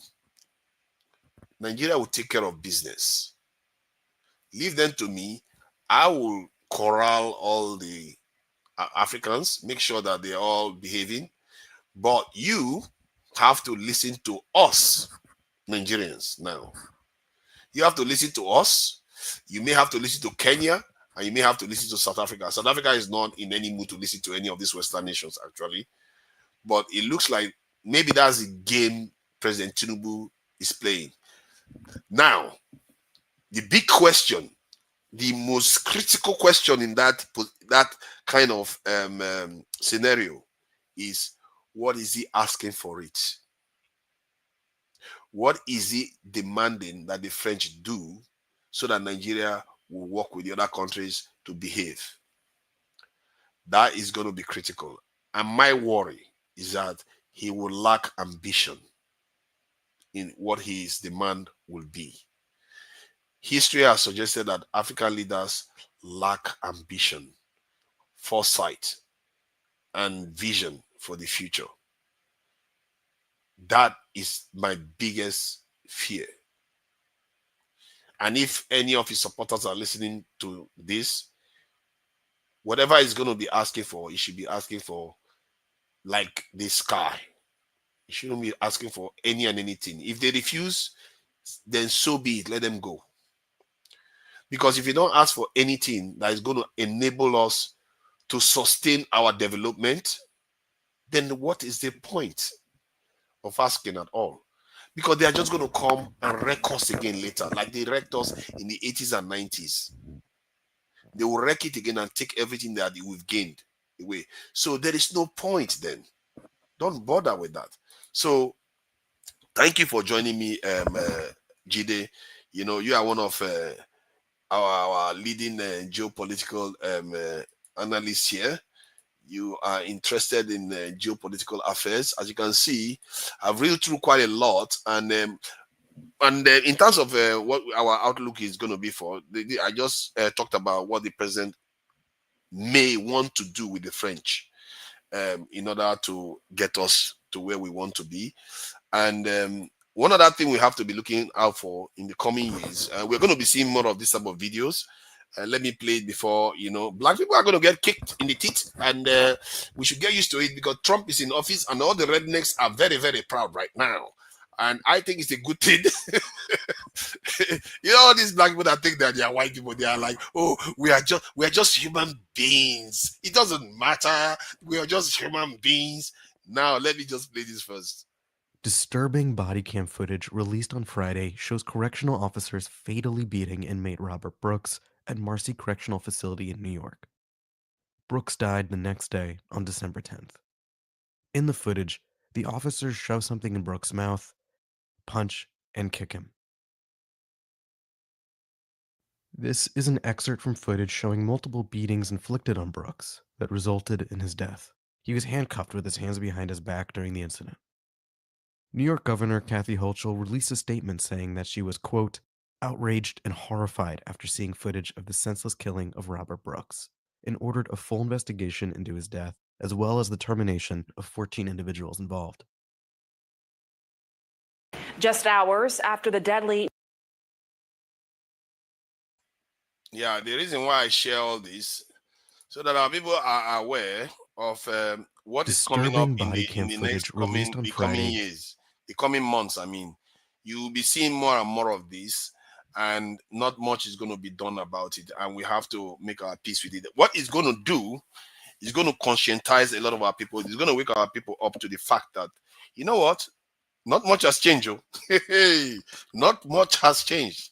Now, these people, this is why I keep saying all the progress we've made so far can easily be reversed. We think it's going to last. It's not going to last.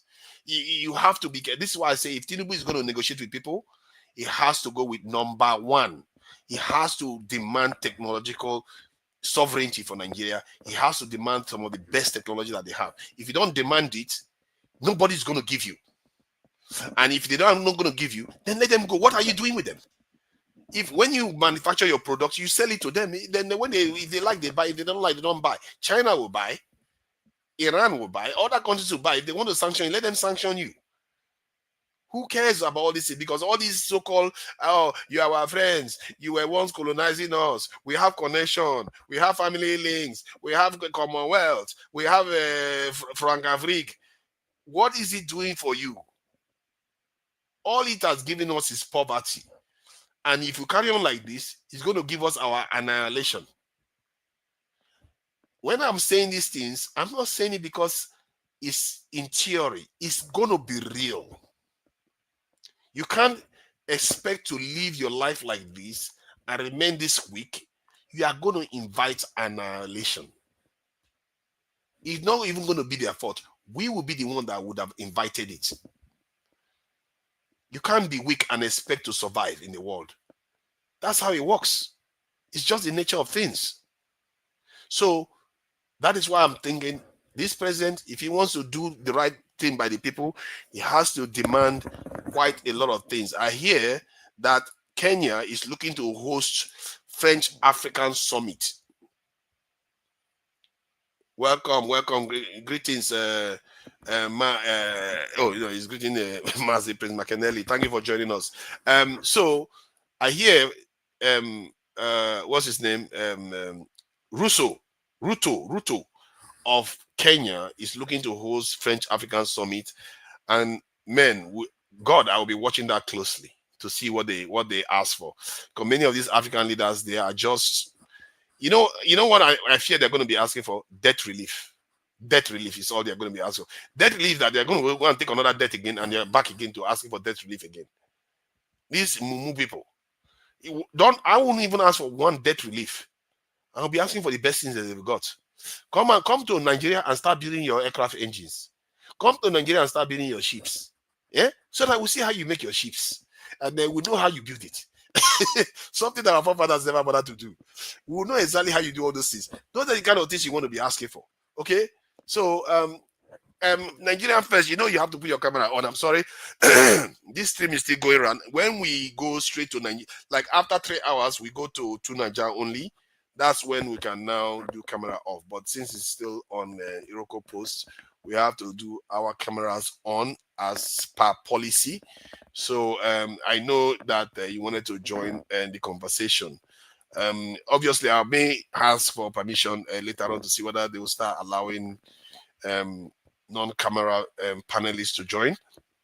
So, but that is that anyway. So I will allow Jide to weigh in on some of my choices and what he thinks. And if you can even, Jide, if you want to highlight other areas that I've not touched on, because it's quite broad, isn't it? Quite a lot of other areas. But just before you go, my prediction for this year, I will make a prediction. This is evidence-based prediction in terms of, let me show my face so that in the future, if I made a lot of mistakes, I can't hide.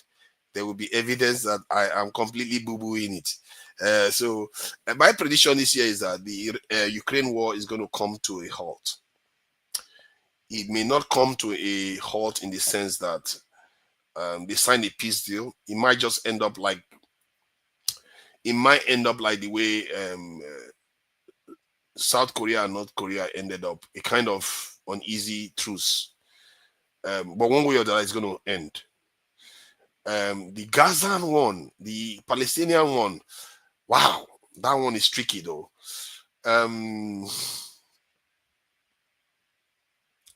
I believe that one will end. It probably will end. The Gaza war will probably end sometime in ending of January, maybe even before that then, or maybe even February. I think the Palestinians will survive in that space. Israel will not be able to take Gaza completely. They might take some territories from northern Gaza. China will only get stronger. They are going to get stronger economically, and they're going to get stronger strategically in terms of pulling away from the West. Whatever America does, China has already anticipated it. So not in that trajectory, not much is going to change. Which other area may be affected? I think Africa and the Middle East will see the biggest change in the world. That's what I think is likely to happen. Africa and the Middle East will see the biggest change. In the case of Africa, it could go either way. That, like I said, the president, if he does a good job of his negotiation, as a matter of fact, it doesn't even matter that much, really. I think the events on the ground is already shaping up. I think most Africans are going to see this year, especially Nigerians, as a positive year. If they are objective, they're going to see it as a positive year. However, in the bigger scheme of things, I am not so sure it's going to be a strategically positive year. There's a difference there. strategically positive year will mean that the chances of Africans to be able to sustain their growth get stronger. That, in other words, it will be harder to take it away from them. I'm not so sure anything like that is going to happen this year. Yo, what do you think about? No, sorry, I'm just making a prediction. I need to make a smooth prediction so that when they cut the video out and show it to the world in a year's time, and I'll have a red face, or everybody will think I'm a prophet. Talk about Google's quantum computer. Google's quantum computer. Hold on now. Stop interrupting my flow. If they think I'm a prophet, so that I will get the credibility. A lot of people will be subscribing. But if I boo-boo it, everybody will run away. So on that front, the Ukraine war is going to end. It might just end with an uneasy truce. The Gazan one, it will come to an end. And everything Israel wants, it's not going to get. It's going to get some, but not everything Israel wants it to get. My prediction is that one way or the other, Israel will be further and further on the back foot on what they are doing to the Palestinians. Whether they annex West Bank or not, they are going to be further and further on the back foot, because the whole world is now gained a consciousness that is at the level of the way they had it against apartheid. And they are going to be targeting Israel everywhere they turn now. And so that is one that is going to grow. I'm not going to dare to predict that there's going to be a actual peace deal that's going to be happening between the Israelis and the Palestinians. I'm not going to even get there to go and do that. But I know Israel will be further and further in the back foot on that. What will happen to Netanyahu?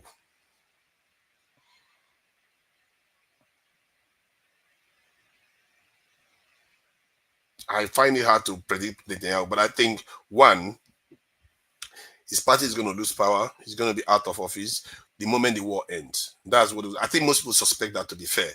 The moment the war ends, he's going to lose power. His party is going to be out of office, and he possibly will be convicted, but not necessarily go to jail. That is what I predict. Because of some of the things he's done for Israel, even if he's convicted, he probably won't go to jail. What else is on the horizon? Tension between the US and the China will increase, even if the tension between the US and Russia decreases. Tension between the US and China will increase. In the case of Africa specifically, Nigeria will do better this year. Nigeria will do better this year. The only thing that would derail it is if our president decides that it's a good idea for the French to come into our territory to go and attack Niger. All hell will break loose. I don't see that happening. So Nigeria will do better this year. And Tinubu's popularity will grow. Like it or not, it will grow this year because of what is happening in Nigeria. The Naira will gain value this year too. By this time next December, the Naira will be somewhere, I think it's going to be solid at 1,500 at most, at the least. It could be up to like 1,400 even. It could be as good as that. I wouldn't say as good as that. The good one should be around 500 Naira, but 1,400 this Naira per Naira. That's my prediction. The direction the Naira is going to be going. Because of that, Tinubu is going to gain in popularity. And what else is am I to predict in terms of Africa and West Africa? West African nations are likely to form a stronger bond. Now, the reason why I'm saying that is because of what is happening now already. There's sense that they are trying to remove the French yoke on them. In other words, if they are able to throw that one off, there's nothing stopping them from forming stronger bond within ECOWAS. So, and I think that is what they are making space for now. Maybe with the agreement of the French agreeing to it. So West Africa will form a stronger bond. There is even a chance, not 100% chance, that the Sahel nations will return because of that. there is even a chance that the Sahel nations will return because of that. The reason why I said this is because I already said earlier when these people took over and Tinubu was threatening them for war, this is the kind of arrangement I was saying Tinubu should have been negotiating for. That may change their mind. Because if they feel that the colonial powers are not controlling West Africa anymore, and West Africa is actually standing on its own strategically, they may not see any reason why to isolate themselves anymore. Because one of the reasons why they are doing that, because they feel like West Africa is just beholden to the West. West Africa is not forming military alliances as they are supposed to. They go about behaving like ECOMOG and that nonsense. So all those things could lead them, because even Cote d'Ivoire is kicking the French people out. That is crazy. It's unheard of. Oh, okay, you correct me, eh? Don't worry, you correct me. So Cote d'Ivoire is kicking the French people out. So if that happens, then it means ECOWAS has a chance to become more solid, and they may even resurrect the idea of the eco currency again. So there's quite a lot of things I believe is going to happen this year, and I'm sure I've got a few of them wrong. By the end of the year,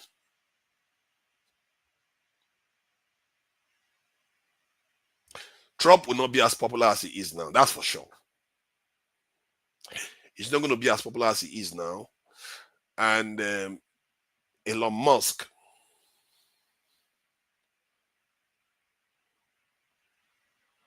popularity and connection to Trump would have either been severed or greatly diminished. The bond is not going to be as strong in a year's time. Soon you are going to find out why CEOs don't get into politics. soon you're going to find, soon we'll find out why CEOs don't get into politics. You see that his truck was already used for suicide, for attacking this thing. You're going to soon find out why CEOs don't get into politics. So that's my prediction anyway for the year. And thank you for being patient with me. I just wanted to get this one out so that we can be able to cut it out and, show whether I'm a total douchebag or whether I got it right at all. So welcome, Ejide. I appreciate your patience. So what do you think about the year so far? What do you think about my choices, and what are your choices? You said a lot of things. I mean, you said a lot of things. You gave you gave some interesting points. Yeah, let me say hi to everyone on the comment section. I greet everyone. Happy New Year again. Eccentric Cast. Good to see you again, man. Fathers, I appreciate everything you're doing, man. You're doing a great job, man. Good to see you. Thank you. I appreciate it. Thank you. Yeah. So yeah, I mean, you said a lot of things. Like, yeah. I also want to greet the people listening as well. So yeah, you analyzed a lot of things. There were some things that you said that were very interesting. Some things that you said, I think you took a lot of things out of context. I won't say you are wrong. Some of the analysis you give, I'll say you took a lot of things out of context. And as a result of that, some of the things you said were slightly misleading, but a lot of things you said were good. I kind of agree with a lot of things you said, but there's some things that you said that were very misleading, particularly about the geopolitics with the US and the West, and some of the things you said about Nigeria's relation with our neighbors and West Africa. Like, you made a lot of interesting points, but some of them are kind of taken out of context. So we're talking about Donald Trump, that is man of the year, right? So like there's something that I was always going to like talk about that, but I've not had the opportunity to talk about it on the show, right? Like that a lot of us tend to not get. You see, in the Western politics, there's what they call controlled opposition.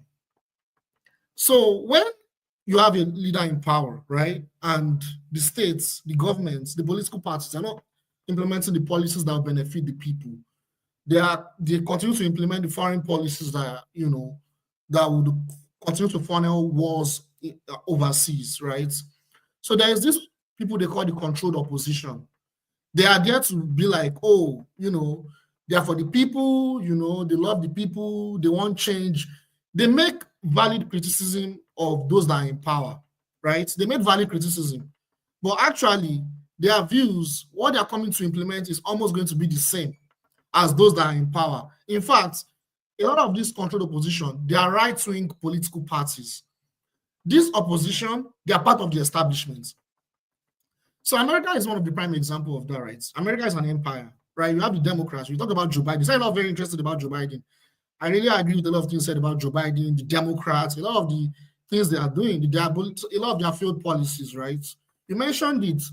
However, the opposition party, actually, they're also part of the establishment, but they are controlled opposition. They are not the real opposition that is kind of like the anti-establishment that want to come and implement policies that really benefit the people, that will stop the wars overseas, that will revolutionize the foreign policy, you understand, of the West, that will, you know all the things that we want. I don't want to go into all the lists, right? It goes on and on. So this controlled opposition, actually, what you have is that they play the game differently. They play the game completely differently, but they are also part of the establishment. So the idea that Donald Trump is a hero, I think it is very misleading to a lot of people, particularly with Black people. White people can be illusional about it. White people is their own, they can be illusional about it, right? They have their politics, they have their interest. You understand? They can be illusional about Donald Trump. But we Black people, we need to understand who our oppressors are very well, because my major position on this is we really need to study our oppressors. We really need to study their politics, their game, the game they play. Donald Trump is not an hero, particularly for, I mean, it's not an hero for us, obviously, but it's not it's not the kind of figure of anti-establishment that we think, you know, he is. Even though I condemn everything that has been done to him, I condemn it. You know, the association attempt on his life, I condemn it sincerely. Everything that, you know, on his life, how they attacked him and everything, I condemn it.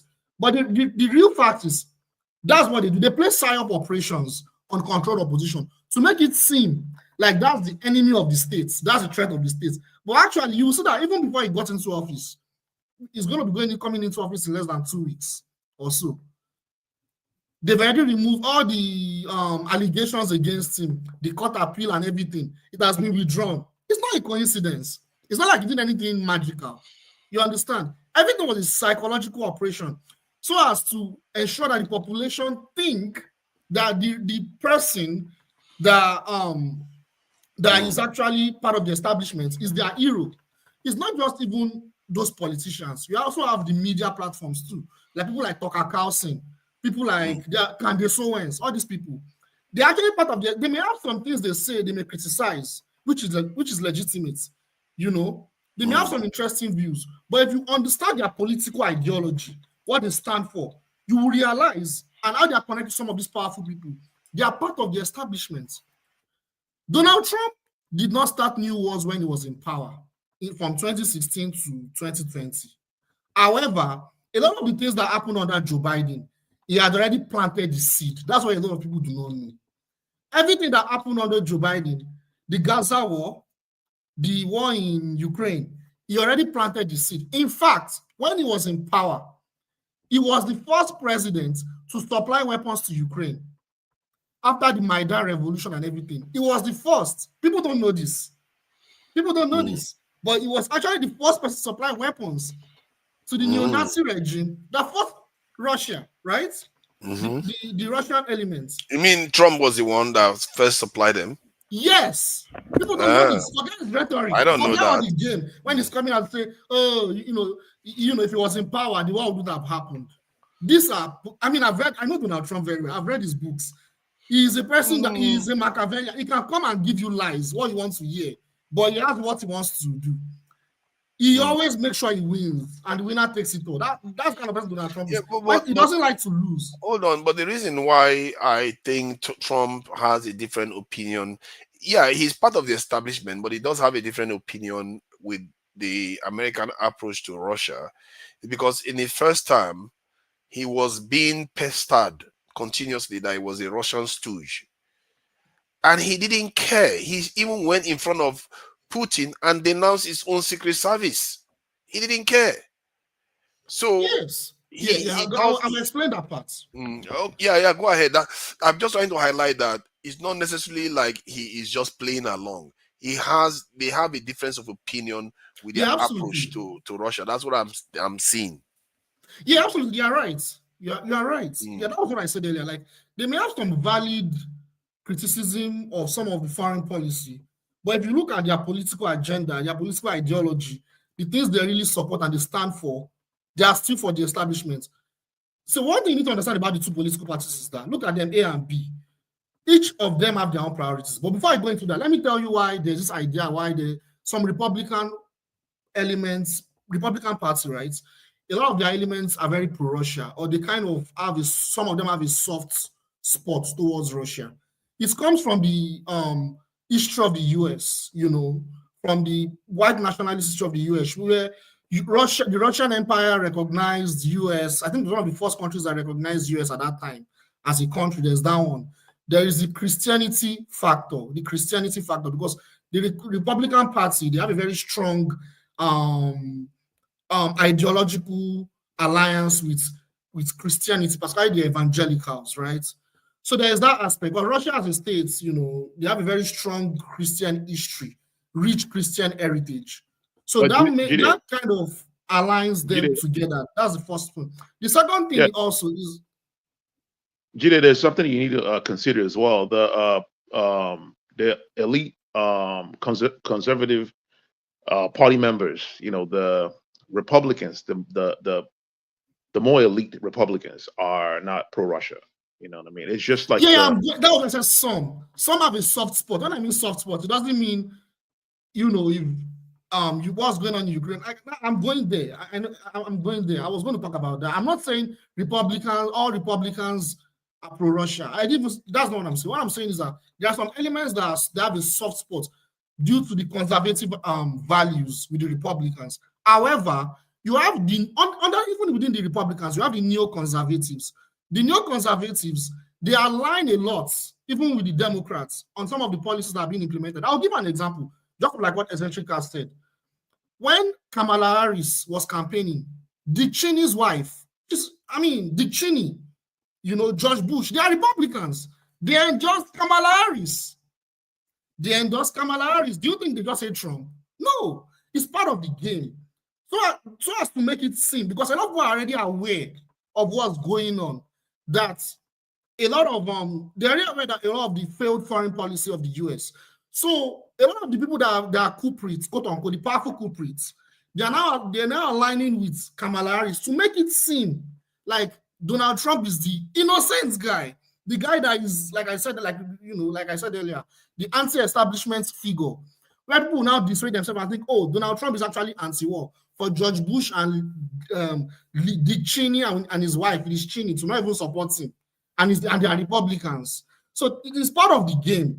The Republicans and the Democrats, they still stand under the same centralized foreign policy. So we need to get out of the way that the Ukraine war, Donald Trump already planted the seed already. The weapons, the intelligence, everything they are using to fight Russia now. He provided it. It was the first president that provided it. The war in Gaza, he had already planted that seed already before the pandemic. In fact, we were even lucky that before the pandemic, the US is not going to a war with Iran. There was a time when they killed so during that time, there were increasing tensions between Iran and the US when they killed their major general. I think it's their chief of army staff or something. It's one of their major generals that fought, that helped to keep the Syrian president Bashar al-Assad in power by defeating the Islamic State, and also fighting the terrorists and a lot of terrorists, and also providing a lot of training and support to Hezbollah that is fighting Israel. So under Donald Trump, they had to assassinate him. They assassinated him at that time, and that increased tensions between Iran and the US.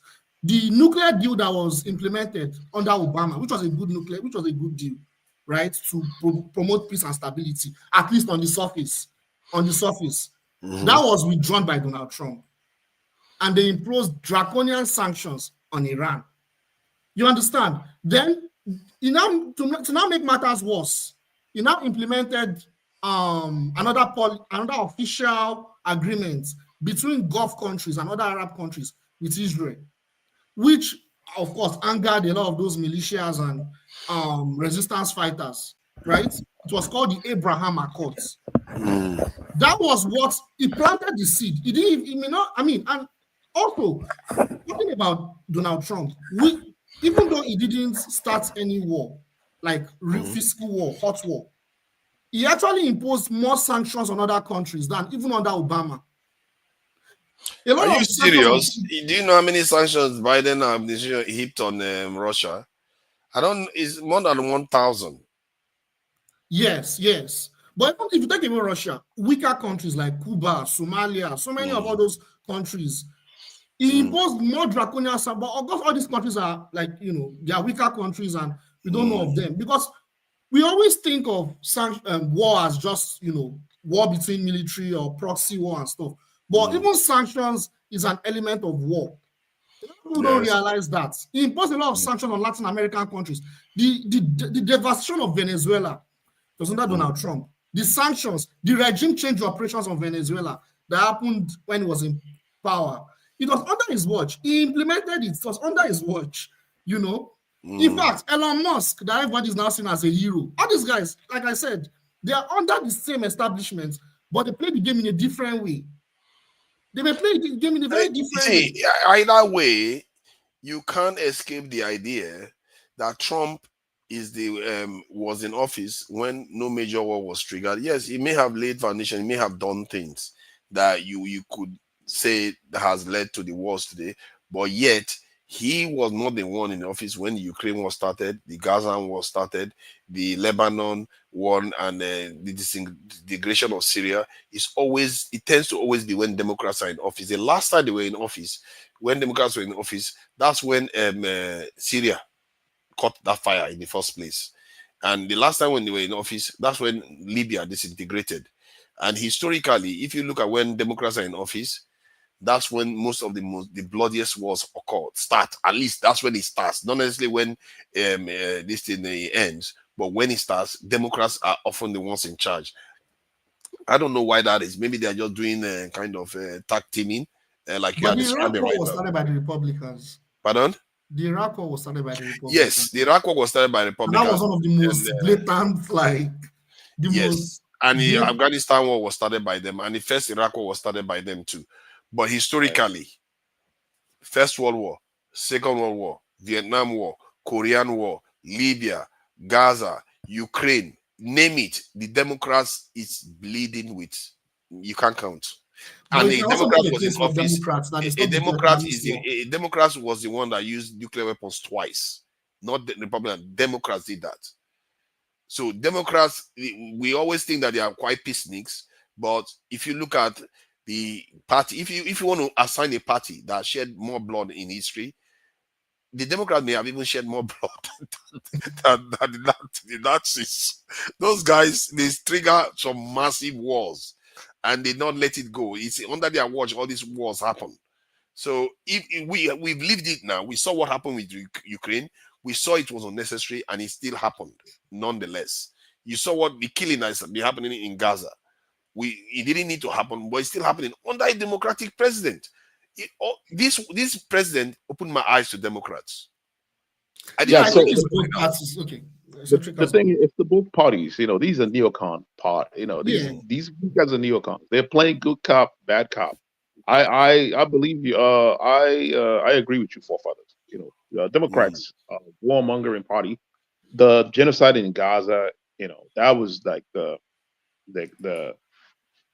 that was the straw that broke the camel back. Opened my eyes, man. That thing opened my eyes a lot too.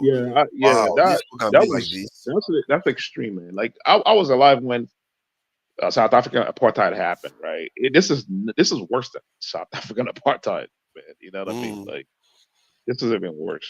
It forced me to start thinking now, like during the 90s when the US was at the zenith of its power, when Soviet Union fell down, Clinton was mostly in office during that period. That's when the Rwandan genocide happened. That's when the June 12 happened. All those, Africa suffered massive reverses during that period of Clinton being in office. It's unbelievable. I like, it should be the opposite. I thought black people vote for these guys. But they are so, man, I don't know how they pull it off. These people, they will pretend as if they're your friends, but they are the most deadly of the parties. No, I mean, when it comes to domestic policies, they are better than the Republicans to a certain point, a certain degree. If you look at Biden's domestic policies, they're pretty good. Some of them are pretty good. You know what I mean? He's Can you not. give us examples of their good policies? Because I've been talking about a lot of the bad things, but what are the good policies then? Yeah. So like when it comes to like expanded Medicare, he expanded Medicare and added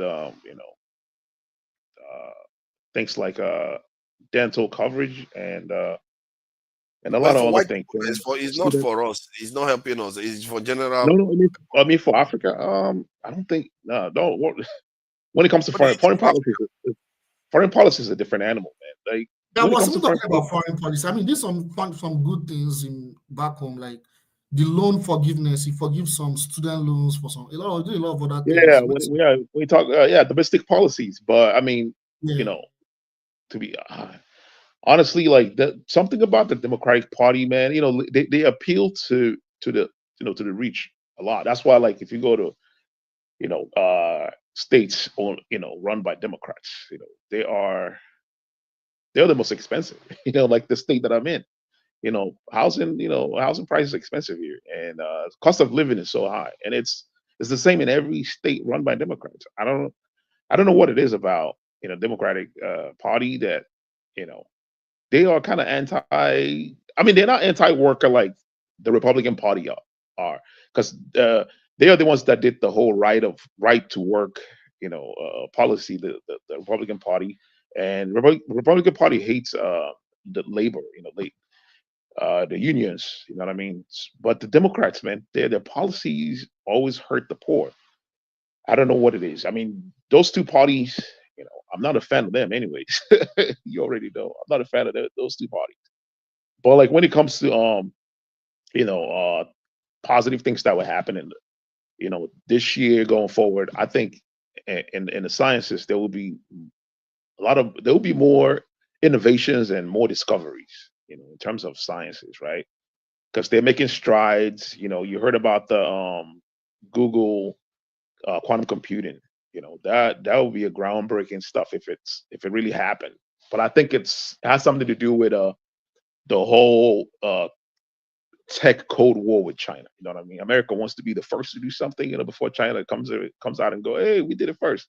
I think that's what it is. But I don't know. I want to be optimistic that that Google actually did that. So there will be positive news in terms of tech developments. And when it comes to Africa, what's going on in the Sahel in the West Africa, it's positive. You know what I mean? I think it's a paradigm shift. That paradigm shift, it will keep happening that way. It will the seed will like it will germinate. A lot of countries will kick out the French. But where do you think the direction? What is it leading to? Because it has to be leading to something. Yeah, of course. I mean, what's happening is a new power is emerging, and they are taking over from France. Believe it or not, the places that kicked out France actually, have aligned with Russia, right? Russia is sending out grains, exporting grains to Africa.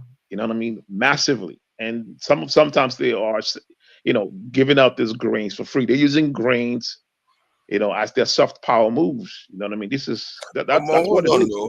Hold on. Is it wise for us to reach such conclusion that the West is just losing power and Russia is gaining ground? No, the reason why I'm saying that is because when you look at the Middle East, the West don't take it easy. Whenever they want to lose, and they don't take it easier, or they cause all kinds of trouble. So this, I mean, that's normal. That's they've always been like that. You know what I mean? They've always been like. I mean, if you look at the West, right? I mean, the so-called West is part of Asia, right? It's just a small part of Asia. It's not really a continent. It's just BS. You can argue with any if you talk to so geographers, you want to they'll call tell the you. West Western Asia, then the It's West just is it's just part of Asia, yeah. Just a tiny sect, I mean, of course they evolve differently, whatever.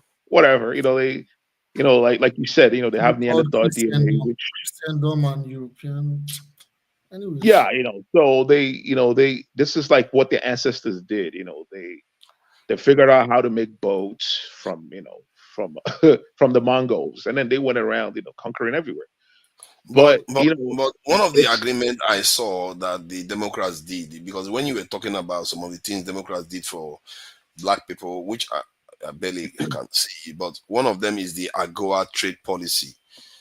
What has that truly done for Africa? Because I think it was Clinton that signed it in 2020, year 2000. Mhm. Look at 24 years later. Look at Africa. Don't we look even poorer, more emaciated? What, Yeah, yeah, yeah. what does that This do is, for us? well, this is the thing, right? You know, the West. If you look at the political party, right? I mean, the economic system, right? It doesn't tell you, you know, it doesn't tell you anything positive about them. You know what I mean? Like, a, a capitalist will not give you anything for free. So I'm saying, or give you something equally. They don't do equal business to be fair. That's just the nature of capitalism, right? That's why, you know what I mean. Anytime the West does something for Africa, you have to like actually look at what they're not telling you. Like when Blinken called all the leaders and then promised to give them how many $billion. That was their way of like trying to counter China. Belt and Road Initiative, which is Mm. very popular. You know what I mean. Most of the development in Nigeria were as a result of Belt and Road Initiative. And I believe that Tinubu was made president to sever the tie, the whole Belt and Road Initiative, to stop the whole Belt and Mm. even if he won't stop it completely, he will slow it down. Because under I Buhari, think you Belt are and right. Road Initiative, You may be right there. So, but sped up. then, who is your man of Invest- the year then of last year, and what do you think is going to be coming up for this year? Before we bring Jonaba in, Who's the man of the year for last year? yeah, 2024. Then for this year, what do you think is gonna, what do you think is gonna be likely to be happening this year? Man of the year. I mean, woman of the year. Yeah, yeah, you Honestly, know, man. To be fair, the person of the year. person of the year. Mm. Man. Goodness. Honestly, I have to think about it. I don't know.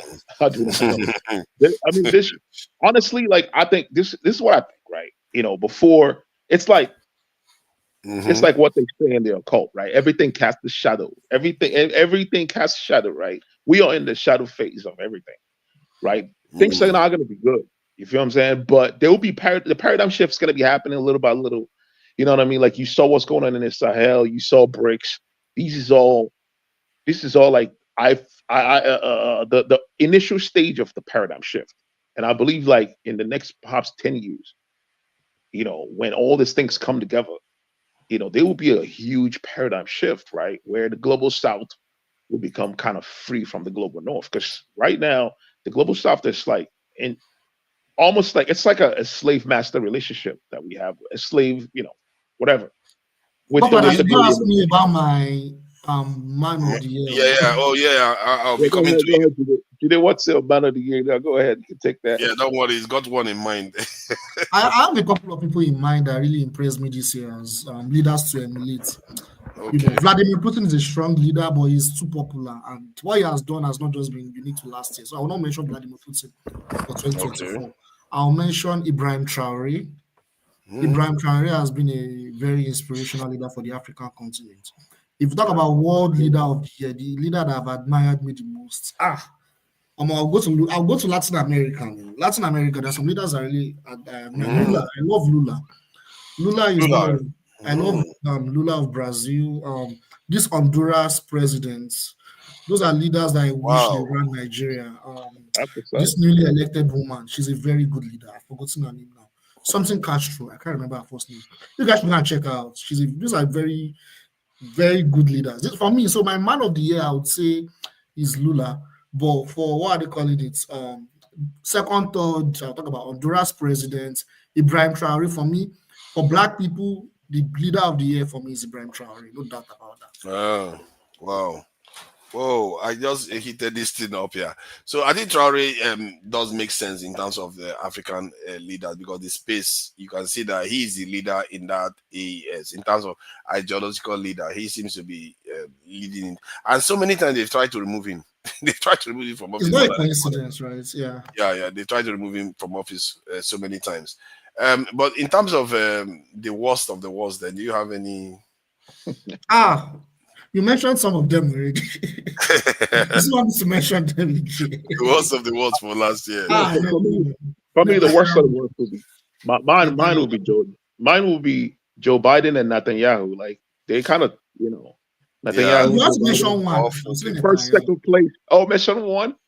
Man, No, you I don't would have go to with mention Joe- one. I The would go top with Joe one, Biden. you have to choose top one, then choose the others. The others, Yeah, the others. My worst. I would take Joe Biden, man.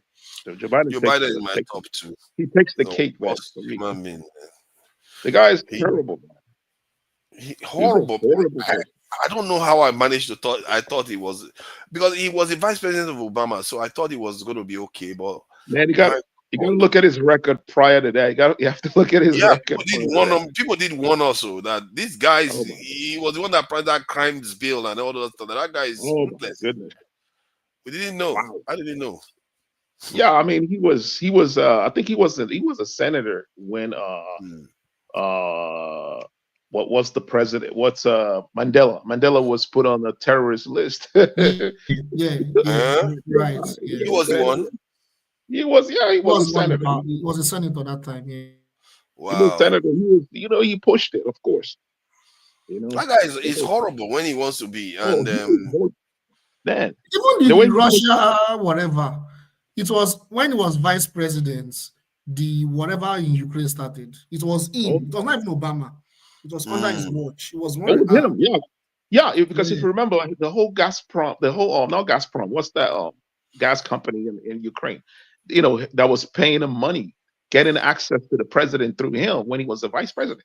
That was that period. And at a certain point, I thought the war, this whole conflict, he engineered the conflict to hide, the backhand business that was going on, because his son was getting paid $50 million. I mean, $50,000 every month for being on the board of all your company.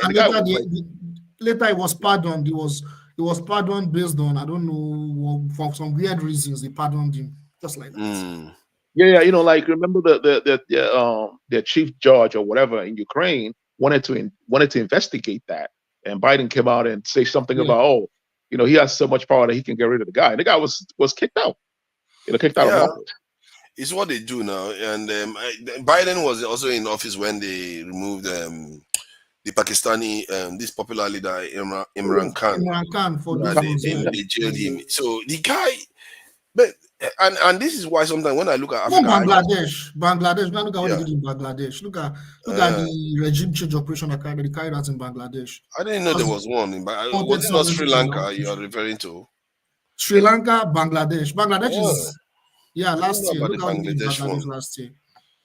When they are in office, a lot of people fall from office. When Democrats are in office, they are more interfering in nations. They try to knock off people that are not ideologically on their side.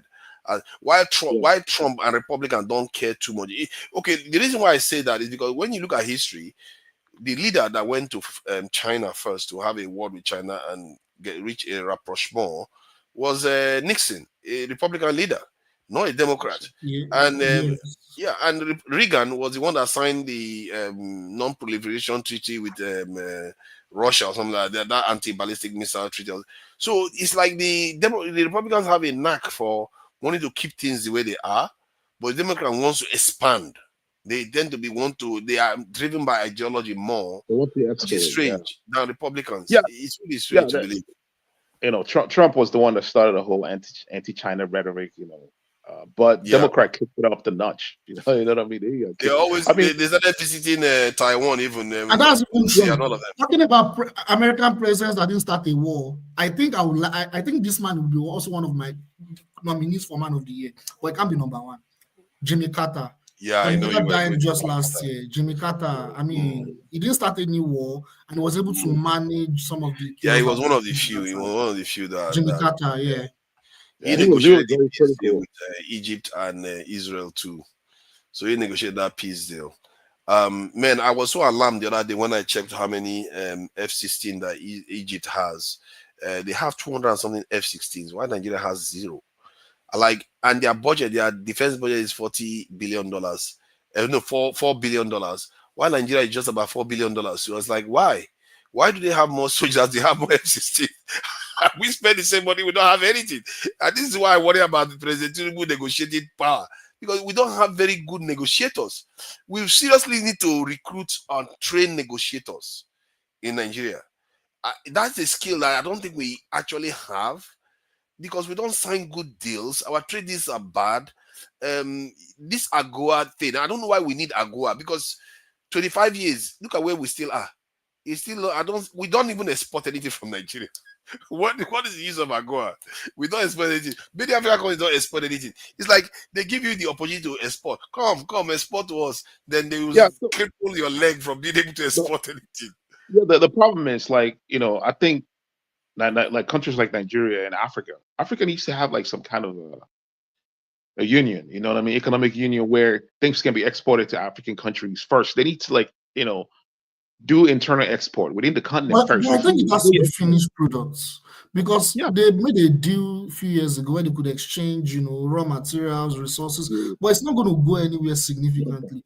No, unless it's about industrializing, being self-sufficient. It's not going to encourage. It's not going to encourage innovation, and it's not going to encourage manufacturing, right? Like if Nigeria is exporting, let's say, Nigeria has peanut. Nigeria makes peanut butter. Yeah, that's what I'm saying. That we make our own version of peanut. Yeah, we make our own version of peanut butter that's spicy, right? I don't know if you guys remember. In Nigeria, you mean? Yeah, we have so many different things of kuli and all. Yeah, so many of those things. What's the name of the other one? And there's so many different kinds of stuff. Gala is manufactured in Nigeria. Even Gala. Like we have exotic fruits, man. You can't find anywhere in the world. Yeah, cherry is the guava. I mean, I ate guava when I was very young. Odara, they call it Odara in Nigeria, but I've never seen it in any other part of the world. That is uniquely this in African Nigerian.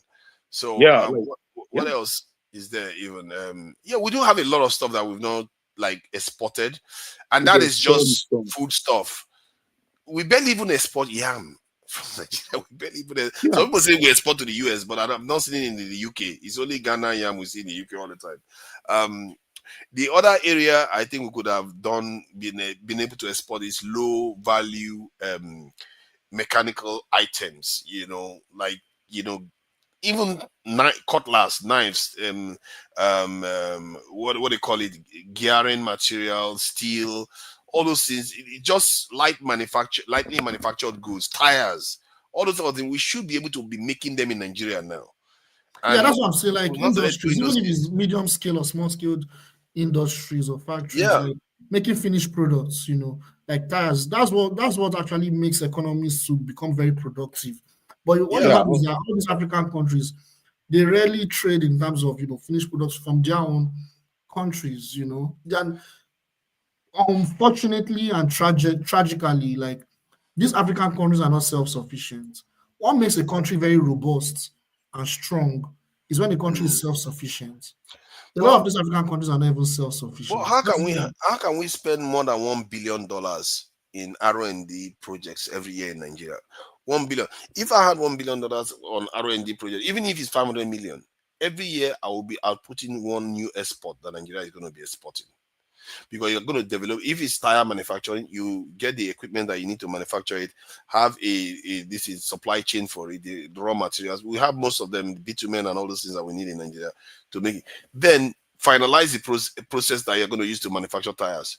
Boom, that's one. The next year, another big one again. You'll be all over to Africa. Nigerian music is very popular, right? This could be a conduit to promote other products. If you have Wizkid promoted, Nigerian, Nigerian fruits, exotic fruits. Those guys can serve as conduits. Their music is playing everywhere. I'm telling you, nowhere in the world they love their music everywhere in the world, in East Europe, in the islands, everywhere. Like I'm surprised. Like people that play their music, Nigerian music, I'm like, what the hell? I'm shocked.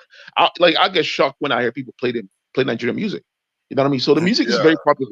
They could use it as a conduit to promote other products. I mean that is true now, because isn't that how Dr. Dre was able to promote the headset that he made. Yeah. So you can see with the star power mixed up with the products that is being manufactured in Nigeria, it can be sold. Yeah, but the problem is that don't manufacture anything. Make all these products, these economically viable products. There are political reasons why that cannot be allowed. Even if, we are also responsible for some of these things, but there are also political reasons why like what cannot be afforded. You know what somebody once said? He said, Africa, I've forgotten what video that was. I'll try to find it. He said Africa is used by many Western countries and many countries around the world as a dumping ground for their outdated technologies.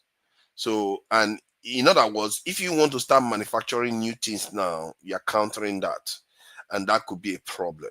Maybe that's why you don't see a lot of new manufacturing happening in Nigeria, because fairly used cars are a big market in Africa.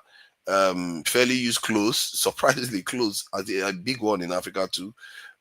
So many things that we use, substandard stuff like military technology, very, very substandard aircrafts are the ones that are sold to us. Like I said, even simple Egypt has 200 and something F-16. Nigeria doesn't have one. They always sell us the old aircrafts and the ones that are, outdated. So it's something that if you want to start manufacturing, you have to be aware that you need to challenge these forces that want to use us as a dumping ground. Yeah, if Nigeria was into military industrial, if Nigeria's military industrial complex is developed, there are places where they could test out their weapons. They could try it in the Ukraine war. That's what the West is doing right now. They're using that. You would think Nigeria, exactly. You are right there. You would think Nigeria will be volunteering its soldiers and say, go and get experience fighting the first world conflict. They will be learning how to use drones and all those things. You don't even need to export your soldiers. You can just invite some people that actually serve there to come train your soldiers on how to. You know what I mean? On that kind of warfare, because it's a different type of warfare. But it's not the same thing. That you have to experience it. I think if you experience it, then you become more war hardy. Because now your soldiers have been in the battlefield. They will bring other knowledge home, bring how the technologies are being deployed in. These are the kind of things we need to be getting involved in, like get involved in first war conflict, having experience and bringing it back home and training the ones at home and say, this is how it's done. This is how they are using drones. There was one thing I read online. It was so fascinating because they were talking about how they use drones, how the North Koreans try to kill Ukrainian drones. If you had never present in that war, you would never know how to do that. So the way they did it was that, like when drone is coming to attack them now, they said they will just spread out, like the soldiers will just spread out somehow. Like one of them is going to be used as a target for the drone. So while because the drone is moving, you see. So while the drone wants to target that person, the drone will stop momentarily just to do that. So when the drone stops, then they strike.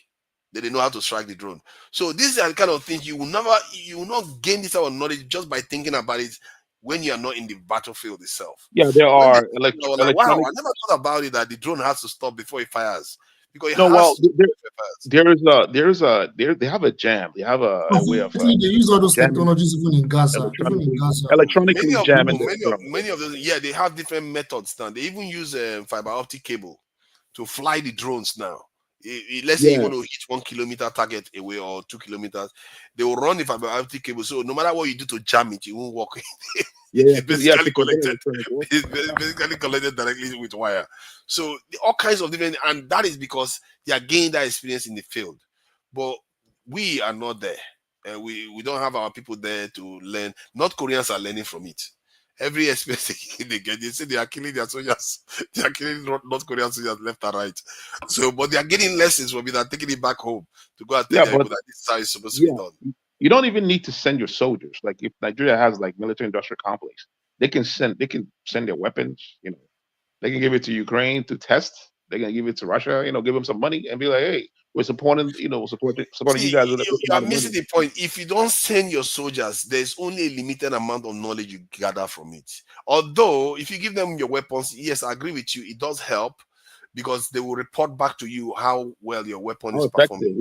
You see how if those people don't like you, if those people don't like you, which we know they don't like us too much, they will give you wrong information.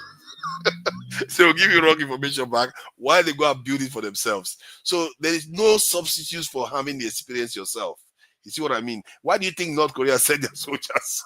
You think they couldn't have said, let's see how our weapons work against these people? All the tactics, they developed the tactics to destroy the Ukrainian drones, and the Ukrainians are looking for are having ways to subvert it too. By in that case, they actually killed the North Korean soldiers. They were trying to do that because they knew that that was a trick they were trying to play on them. Actually, what's going on with the Russia-Ukraine war is very interesting. Like, it's a proxy war. So you have Ukraine on one side, right? And you have a lot of Western European countries on the side of Ukraine with US, You even have some infantry soldiers that are even involved. The same thing with Russia. So you even have some soldiers from North Korea, from Cuba. It's kind of a very interesting proxy war. Many of these wars, there are foreigners present in the conflict. Are there, like that, man, like it's crazy. Yeah, it was. I mean, it was the same thing in Afghanistan. During the Afghanistan war, there were soldiers from Sweden. Sweden wasn't part of NATO. And Finland, and even Ukraine. Ukraine soldiers were in Iraq. Fighting with NATO. You know what I mean? So yes, countries sending people and weapons. Yeah, even if father said something during his I think monologue or something, he said about US now supporting the leaders in Syria. Actually, for decades, it has been a thing since the Cold War where the US, under the tutelage of the CIA, they've been supporting and backing Islamic extremists. In fact, a lot of the Islamic extremists that we see today that are causing a lot of the mayhem, they've been trained, supported, and backed by the CIA from the Cold War even up to now. Even the Syria story with the people that have been fighting Bashar al-Assad, the so-called moderate rebels, they were trained, they were backed, they were supported, they were funded, they were supplied weapons by the CIA and MI6. And it has been going on even before they even won. It has been a planned project that has been going on. And that was why, they imposed sanctions, they spread propaganda to demonize that man. I mean, the man was not perfect. He made a lot of that. I criticize him for a lot of for the way he treated his people, for the policies he implemented in the country. I criticize him. Which man are you referring to? Sorry. Bashar al-Assad. Oh yeah. He made it quite. But the way they demonized that man was so bad. Like what has it? I mean, look at we are from Nigeria. Look at our president. Look at what he's doing. Is it worse than what the man did? I mean, have they demonized our president? Like, they demonized him because they didn't like him, because he wanted sovereignty for his people and he was supporting the Palestinian resistance. Yeah. They supported all these extremist groups. We're talking about Afghanistan now. Afghanistan was the library. When I said library, it was the, what are they calling it? The headquarters of those terrorists at that time. Even from Afghanistan, they developed people like Osama bin Laden. Osama bin Laden was a CIA agent, Osama bin Laden was a CIA agent. He was fighting on behalf of Mujahideen. These guys were fighting the Soviets because these guys, they played a key role into why US today is now the superpower of the world, the sole superpower. This guy, so it's a very interesting thing we can keep talking about. Like, these extremists, they've been like that. I don't know if you guys have heard about the Muslim Brotherhood. The Muslim Brotherhood was actually founded, supported, and founded by the British MI6 to sabotage the independence of Egypt and other countries that wanted to that were nationalists. The Muslim Brotherhood. They are an extremist, Islamic extremist groups that were in collaboration with, Western countries. So even Hamas that Israel is now fighting now. Hamas, they are fighting now. Hamas is a faction of Muslim Brotherhood. A lot of the resistance fighters, a lot of the resistance states that were trying to have their sovereignty and develop, like Libya, Hamas, they wanted the killing of Gaddafi. So it's very complex. But all these guys, some of them are now enemies of the West now, but actually, they actually help the West to make it have some of the power that it has now. The thing is, you have to give it to America. Say whatever you like. Almost every relationship you have with America often ends up benefiting them, because when you have, unlimited amount of money to buy anybody whatever you like and kill them whatever you like, you always end up at the top. All these groups, whatever relationship they have with the West, they are not thinking clearly. They think they can outplay America one way or another. You can't. And the only way you can deal with America is the way like the North Koreans, this is China, Russia, maybe even India is dealing with it. You have to deal with them based on your own strength. Don't think you can outmaneuver them. Like you're not going to get away with it. So from the point of view of what was happening recently, the Chinese, there's this video that was released. Let me see if I can share it so you can see about this aircraft. By the way, This is their to jet fighter. Bum Bum Ray, you don't have to have spare parts. You can actually import them and then do your own assembling. Look at that. You can see whatever I like about Bob Ray, you know. What it is, he's talking about everything that Bob, once it comes to Israel, of course he doesn't like Israel. Okay, let me play this. This is the video of a Chinese aircraft that came out recently. It seems to be making a lot of noise.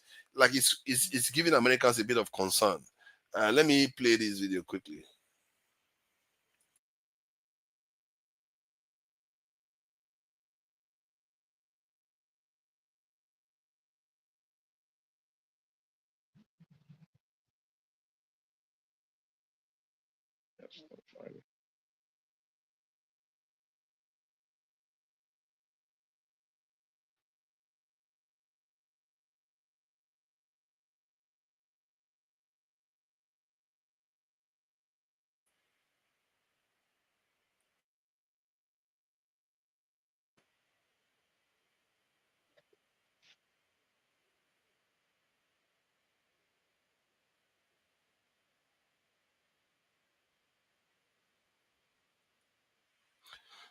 Now I will show you what some people are saying about it.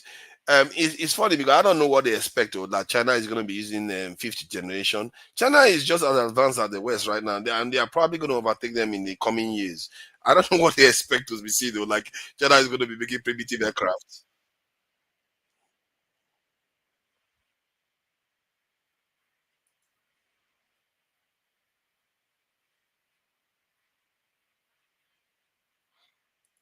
Don't get copyright strike, man.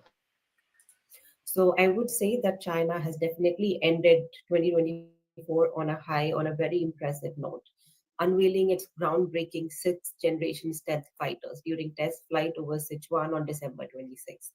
So, of course, the development is very significant, but apart from that, we also have to pay attention to the date. The date was chosen to align with Mao Zedong's 131st birth anniversary, and I do feel that this is somehow linked in a way that how China is trying to signal that it is moving towards modernization, it is moving towards its goal that were kind of put forth since the PRC was established. So these jets, alongside the launch of the Type 076 amphibious assault vessel, mark a striking leap in China's military advancement. So what is important to note here that there has been no official announcement from the Chinese side. And this could just be a prototype and still a lot of new technologies to be inducted in the fighter jet. However, this is still a leap for China. And this does indicate towards China leading in air power superiority and might be on its way to surpass the US in air power in military superiority. But this is the significance of what they are saying there. They are concerned that China is about to emerge supreme in military aircraft, especially military aircraft. The fascinating thing about military aircrafts is that if you dominate the sky, you can do what Israel is doing basically do it to the Middle East, bomb whatever you like, go into people's territory and come out whenever you like. So, and the thing I wanted to say about this aircraft that is fascinating to most Western observers is that as a stealth aircraft, it has 3 engines, while the ones the Americans have is 2 engine based. So they don't understand why the Chinese put 3 engines there. So why just make it harder for them? So that it must have some advantage for them in terms of the way it operates, and maybe even when you blow out one engine, it's more likely to still be in the air, while the American one will be down. And that kind of edge means that, when they engage in any conflict in the air, in terms of air superiority, they may be able to come on top. And the reason why this is even significant at all is because America is the superpower of the world. Because normally other nations can get technology that is more advanced than other countries just by buying it from another country. But because America is the top in the world, like I said, they have endless cash supply. If China gets any slight advantage, even close to them, it's extremely dangerous from the point of view of flipping the world this in order. Not to mention if China surpasses them. And this is why all this, for me, this is why they are making so much trouble now. Because they know if they don't drag China into a fight right now, they are going to lose it in 5, 10 years' time. Because China is advancing way too fast. A lot faster than them. And right now, China is not going to fight anybody. China is just going to beat them with what they normally beat us with, time. Like it or not, China wants to beat them with time. China is not going to beat them physically. China is going to do exactly what they do to us. And we need to learn how to fight this about fight. Maybe even the Middle That is East need to dangerous to learn. China itself. Pardon? Don't you think that's dangerous to China itself? The only danger that will pose to China is Chinese government itself. If the Chinese government falls internally, that will be the only danger. All they have to do is just just keep building and just wait out America. If America attacks them first, the whole world will not blame them for replying. So all they have to do is just sit back and trade with the rest of the world and keep building. And they are building stronger and stronger. In 5, 10 years' time, it will be clear they have the superiority. It's interesting what the West is doing because they are not actually they're not actually making any aggressive move yet. They are focused on the Middle East and Russia, Oh, the West is doing that. Why do you say so? I hope you understand. Go take a time and study how many Americans say in terms of no, that's not what military. I'm saying. That's not what I'm saying. What are you saying? Missile into China. They've not no, I don't understand. Look at all the big wings and everything anywhere you can think of. Look at. No, that's not what I'm saying. What I'm saying. So what are you? No, war. China is not fighting a war with America right now. There's no. China is not fighting, but at the same that's time, what I'm saying.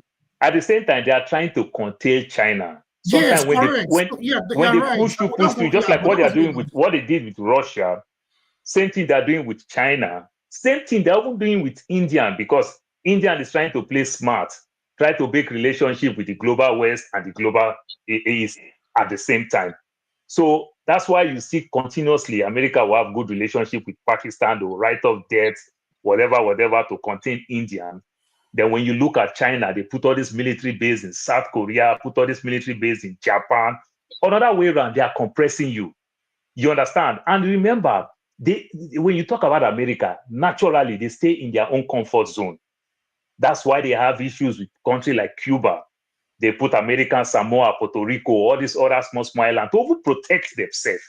Nobody go close to them. But whenever people that they presume that you are enemy, they go close to you. They make every country around you their friend. They give them all type of support. That way, apart from military weapons and everything, they use it to have edge. You understand? Their economic strength and their military might. You understand? You need to understand. Yeah, you need to understand most of the countries that the United States are using to contain China, right, are under a democracy, right? What that means is if the United States, if the United States is right now. If the United States installs a regime, right? Like let's say, look at what's going on in South Korea, right? The puppet of the West he was impeached, right? So and look at what's going on in the Philippines, right? The current president. But the same people is singing. One corner of the same people is singing that Trump will come rescue them out. So it's still the same West. You understand? So it's like playing party game. Oh, this one is for Democrat and the other one is for Republican. So the US is still winning. Do you get my point? So in essence of it, that's exactly what forefather is saying. What forefather is saying is that you take it or you leave it. The US is still winning. You understand? They still have this edge. So what China need to do, that's exactly what forefather is saying. China is just closing their door. They want to use time to achieve this purpose. So which means they still need to do more and more and more. That's the point I'm trying to make. Like, if you look at the Philippines is running a democracy. The current president, right, once his term is done, it's gonna probably go back to the previous administration. They might take over, and then they will undo everything that was done by the current administration. I forgot the name of the current president. When he undoes that, you know what I mean? It's just going to be the same thing. The United States will try to impose, try to support another, extremist right winger that will come in and bring back the same policy. So these countries are running democracy like the South Korea, Japan. Who knows? There might be a political change there that will undo all these things. You know what I mean? All this. But for over close to 70 years now, that has not been undone. That's the problem. Not for Japan. That is it. Not for Japan at all. The people, because of democracy, have come to stay in some of this land for so long. The people, one side of the people can compromise. They can betray themselves, just like as the way Bola Tinubu will betray the whole of West Africa for his own interests. You understand? That's how it is. You understand? So one corner, people might do one thing, the other people will do another thing. It's just going to take time. But where I will agree with Forefather, it's just time. Just keep doing your thing. You understand? But for now, if you think that you're going to achieve anything, I don't think so, because the financial strength, you understand, they've compressed these people. Look, how do you want to explain putting all this military base in all this place? We're talking about the satellites, you understand, up there. So which means technically it's like they see your nakedness. You understand? They see everything that you are doing from sky, from the satellites. Then they even put the military base come close to you. Do you see any military base come close to America? When Russia tried to make one small relationship with Cuba, till today, the enmity still stands. You understand? They say it will never, ever happen. Yeah, you understand? So it's the name of the game now. Let me share something that will open our eyes a little bit. You see, this is some of the things I talk about, something that other Nigerians don't tend to. I know you guys here tend to agree. Look at China. Look at what Biden is doing. You see, these Democrats are evil, I tell you. Look at what Biden is doing. All these globalists. He's blocking Japan, an ally, from buying a steel company in America. Get his reasoning. Look at how they behave now. Look at what he's saying. You see, this is why I have to admire Oyibo people. These people, they know when their bread is buttered. There are people at the top mumus. Look at what he said. He says, as I have said many times, steel production and the steel workers who produce it are the backbone of our nation. Then he said in his statement, a strong domestically owned and operated steel industry represents an essential national security priority and is critical for resilient supply chain. And yet these same people will tell you to sell all your stuff to them. No. They don't want to sell grain to us. The Nosanto, the GMO. They want to sell grain to us. I'm telling you, man. That tomorrow they will say one president didn't agree, then they stop selling grain. One time the Northern and threatening us in the South. If we elect, let's say Peter Obi, I'm not a fan of Peter Obi, let's say Peter Obi comes into power and he reverses a lot of Tinubu's policy and he decides that, okay, our resources should be nationalized or it should be owned by the Nigerians instead of private individuals that are Nigerian within Nigeria. Guess what?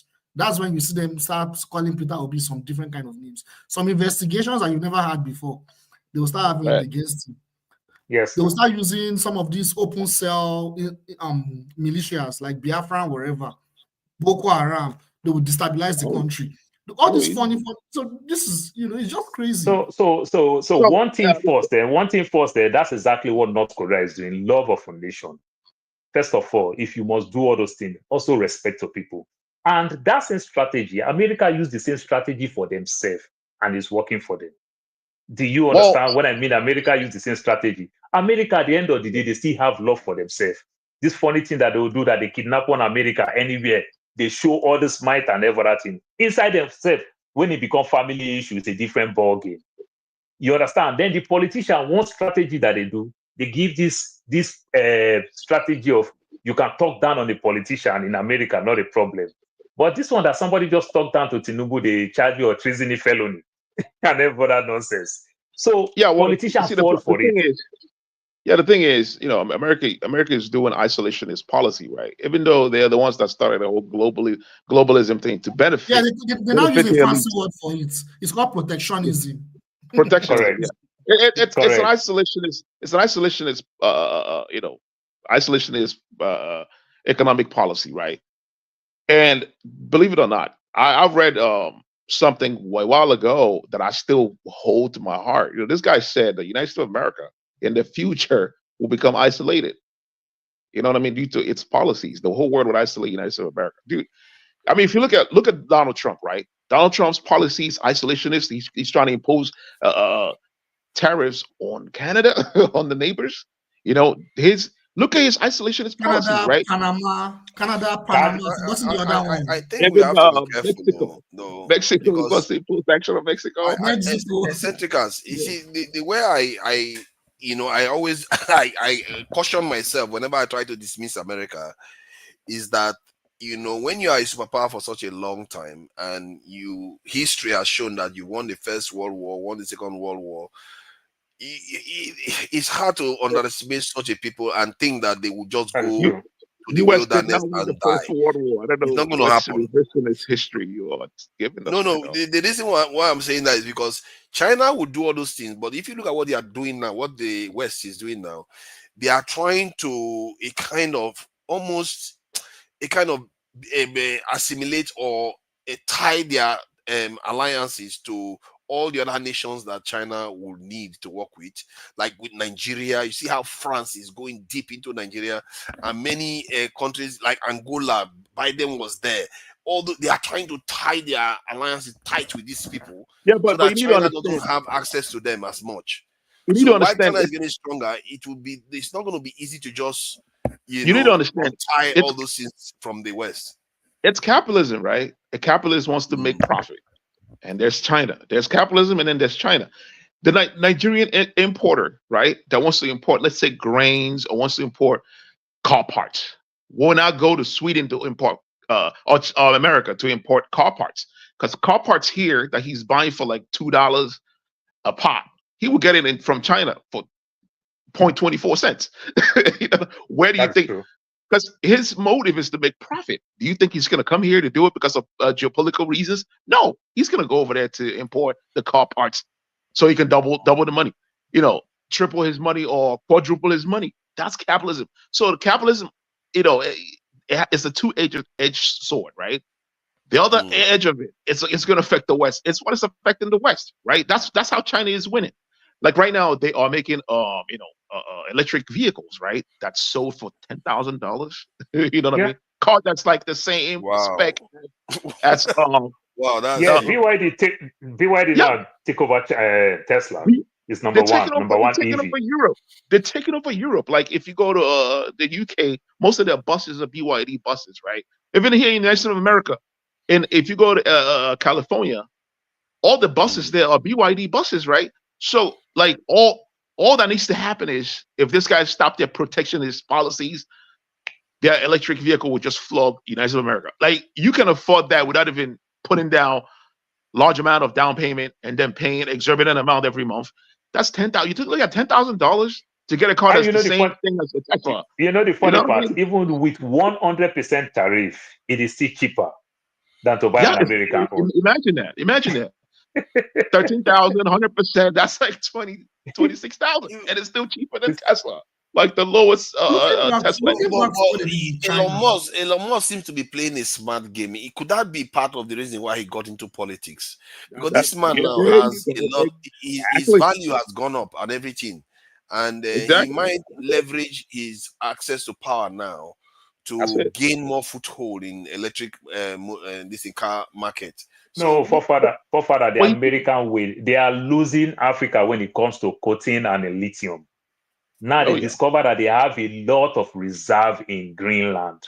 That's why it's working with Trump. How they can use Denmark, threaten Denmark or whichever way to go get. Because see, the African market, the big mistake the US is making, this threatening and trying to make our politician real thief and protect the thief. You understand, but not put anything on ground. Those days is almost slowly. You understand? We come and gone. You understand the way Nigeria is going. If Nigeria suffer another 100%, I'm telling you, people will protest enter Aso Rock. Imagine. That's how the country is going slowly. So the era where you think you protect the big man to take advantage of the people, China have a very good strategy. Russia have a very good strategy. They come, they develop, they do everything. They don't talk anything about your politics. How you want to govern your people is up to you. You understand? China own is that they come with this gigantic project and also ship their own labor to also take their money back. But at the end of the day, you see something tangible. You see a structure on ground. Like today, you want to give it to the Minister of Interior and Aviation, Festus Keyamo and the other guys. It is all the things that China is doing. The airports that we're proud of, these are the things that China built. Tell me any infrastructure that you give to America, other than we send our kids to go school there. Then they leave us to buy house there. Then over time, they threaten you with the house that they're going to seize it or you compromised. You understand? So America still don't want to change strategy. Or they still think, they still believe they'll use this CIA, this media to bully you and threaten you. You understand? They have not. America is still not ready to work with you to give you anything. You understand? It's really Even sad, when they isn't have it? much to give, but they are not ready to give. But is it not sad though that to watch that kind of behavior, or is it that they have not been pressed hard enough? Because okay, my reasoning is that like it's for their own geostrategic reason. It's still not really clear what those reasons are. No, the reason why but also in as much as we blame them from their own end, then from our own end, which will have problem. Look at Nike today. Do you understand? They produce good percentage of Nike in Egypt. You go to Walmart, look at all these clothes, all these things. They produce this in Egypt. You understand? So we are that's part of the exploitation. That's outsourcing. No, I'll tell you another funny thing again. See, when ship bring cargo to the US, they literally go almost empty. Nearly all the vessels that come to the US, like Nigeria, they literally almost go empty. Sometimes maybe less than 10%. You understand? Now, what the US do, the US give China a lot of money to take back recycled plastics, all these plastic bottles and everything. China said they have a lot. The former president in the Philippines, the former one, they were taking $1 billion. This other guy came said, no, we don't want no more. They don't need America to come dump all their waste here. You understand? This same plastic, we're picking it in the streets in Nigeria and we recycle. We can also strategize. But guess what? Even when Buhari tried to go take this $1 billion, guess what? They might bring these vessels and everything. This vessel stays for days just to even dock in our seaport. You understand? So we have our own peculiar problem, because if we choose to say we don't want to only steal, we want to ask for low-hanging fruit, they are still willing to give to us if we ask. We are like the prodigal son, the senior son, who never asked for, complaint to the father that your son will take his inheritance, spend it, you still welcome him back. We are like the senior son. We don't ask for anything. All we do, send our kids to go school and buy all the posh houses and keep it there. That's all we do. Well, is it that we don't ask though? Are we sure we don't ask? Maybe when we ask, they lock you in the head and bring some other person. It's not really peculiar to Nigeria. It's a common thing. So do you now think that all the so-called African leaders don't ask? Exactly. That's my. Hard to believe. You would think one of them would have asked and said, okay, one of them would be as developed as South Korea right now. There's not one country in Africa that can boast of that. Is it because we are not that important to them yet? Maybe when China, how did Egypt fight this fight? Let me finish the point, because I'm thinking that maybe when China squeeze them hard enough, they'll be like, this is bad though. Maybe we should start working with Africans. Maybe, because look at how they are working with the Chinese and the Japanese and the South Koreans and the Taiwanese. They enable them to, as a matter of fact, they fund them, they back them to develop very, very, very well. Why did they not do the same? That's a good point. Like, that's a good point. You know what I mean? If they see, like I said, if you remember when Blinken invited all the leaders from Africa, right, to give them money. You know what I mean? That was his way of like countering the whole Belt and Road Initiative. You know what I mean? How many billion dollars? Yeah, so they're gonna want to compete, but I mean, you're competing with China. You know what I mean? China policy isn't necessarily about just making profit. That's not what they want. They want like 50-50, share. Like if I give you this, I want exactly the same thing. But that's not how capitalism works. You know what I'm saying? That system is what's working against the West. They want to give you one thing and get three things back. because that's what the capitalists want. You know what I mean? think Even China if wants the same thing. China is just using that no, technique right now China is not to at devaluing your least currency. rise up. China is not devaluing your currency just to trick Father, you. You know what I but mean? China never I'll lend threaten you you. money and they China value your never do currency. anything. We are talking Because about if they do it now, they are going to lose ground. If they do Father, it now, you can't this do it our now. politician, you think if you and I know this information, you think this politician don't know. They know. They threaten them. Their hands are tied. Just like if you want to look this Edo State, their hands That's are the tied. point. Their hands are tied. But in as much as their hands are tied, there are other strategies that you can use. The Mexican, the new president in Mexico, they say certain things when Trump threatened and everything. The lady said, all the crime that is going on in Mexico, all the old guns are coming from the US. So if my drugs is coming here, you fund the guns that they use in doing the drugs and everything. You talk. Then when the woman say another thing, the woman say, I don't want closed door. Let's come open. Let's come open. Let's not talk closed door. You understand? You run to your CNN and your Fox News to go bully us. You come out. Let us go to the Fox News and the CNN. Let's talk open. You understand? So there are strategies. There are things you need to say, you need to do. But oftentimes our politicians, they just get scared because they know that they themselves, their hands are not so clean, that these people can use their opposition to...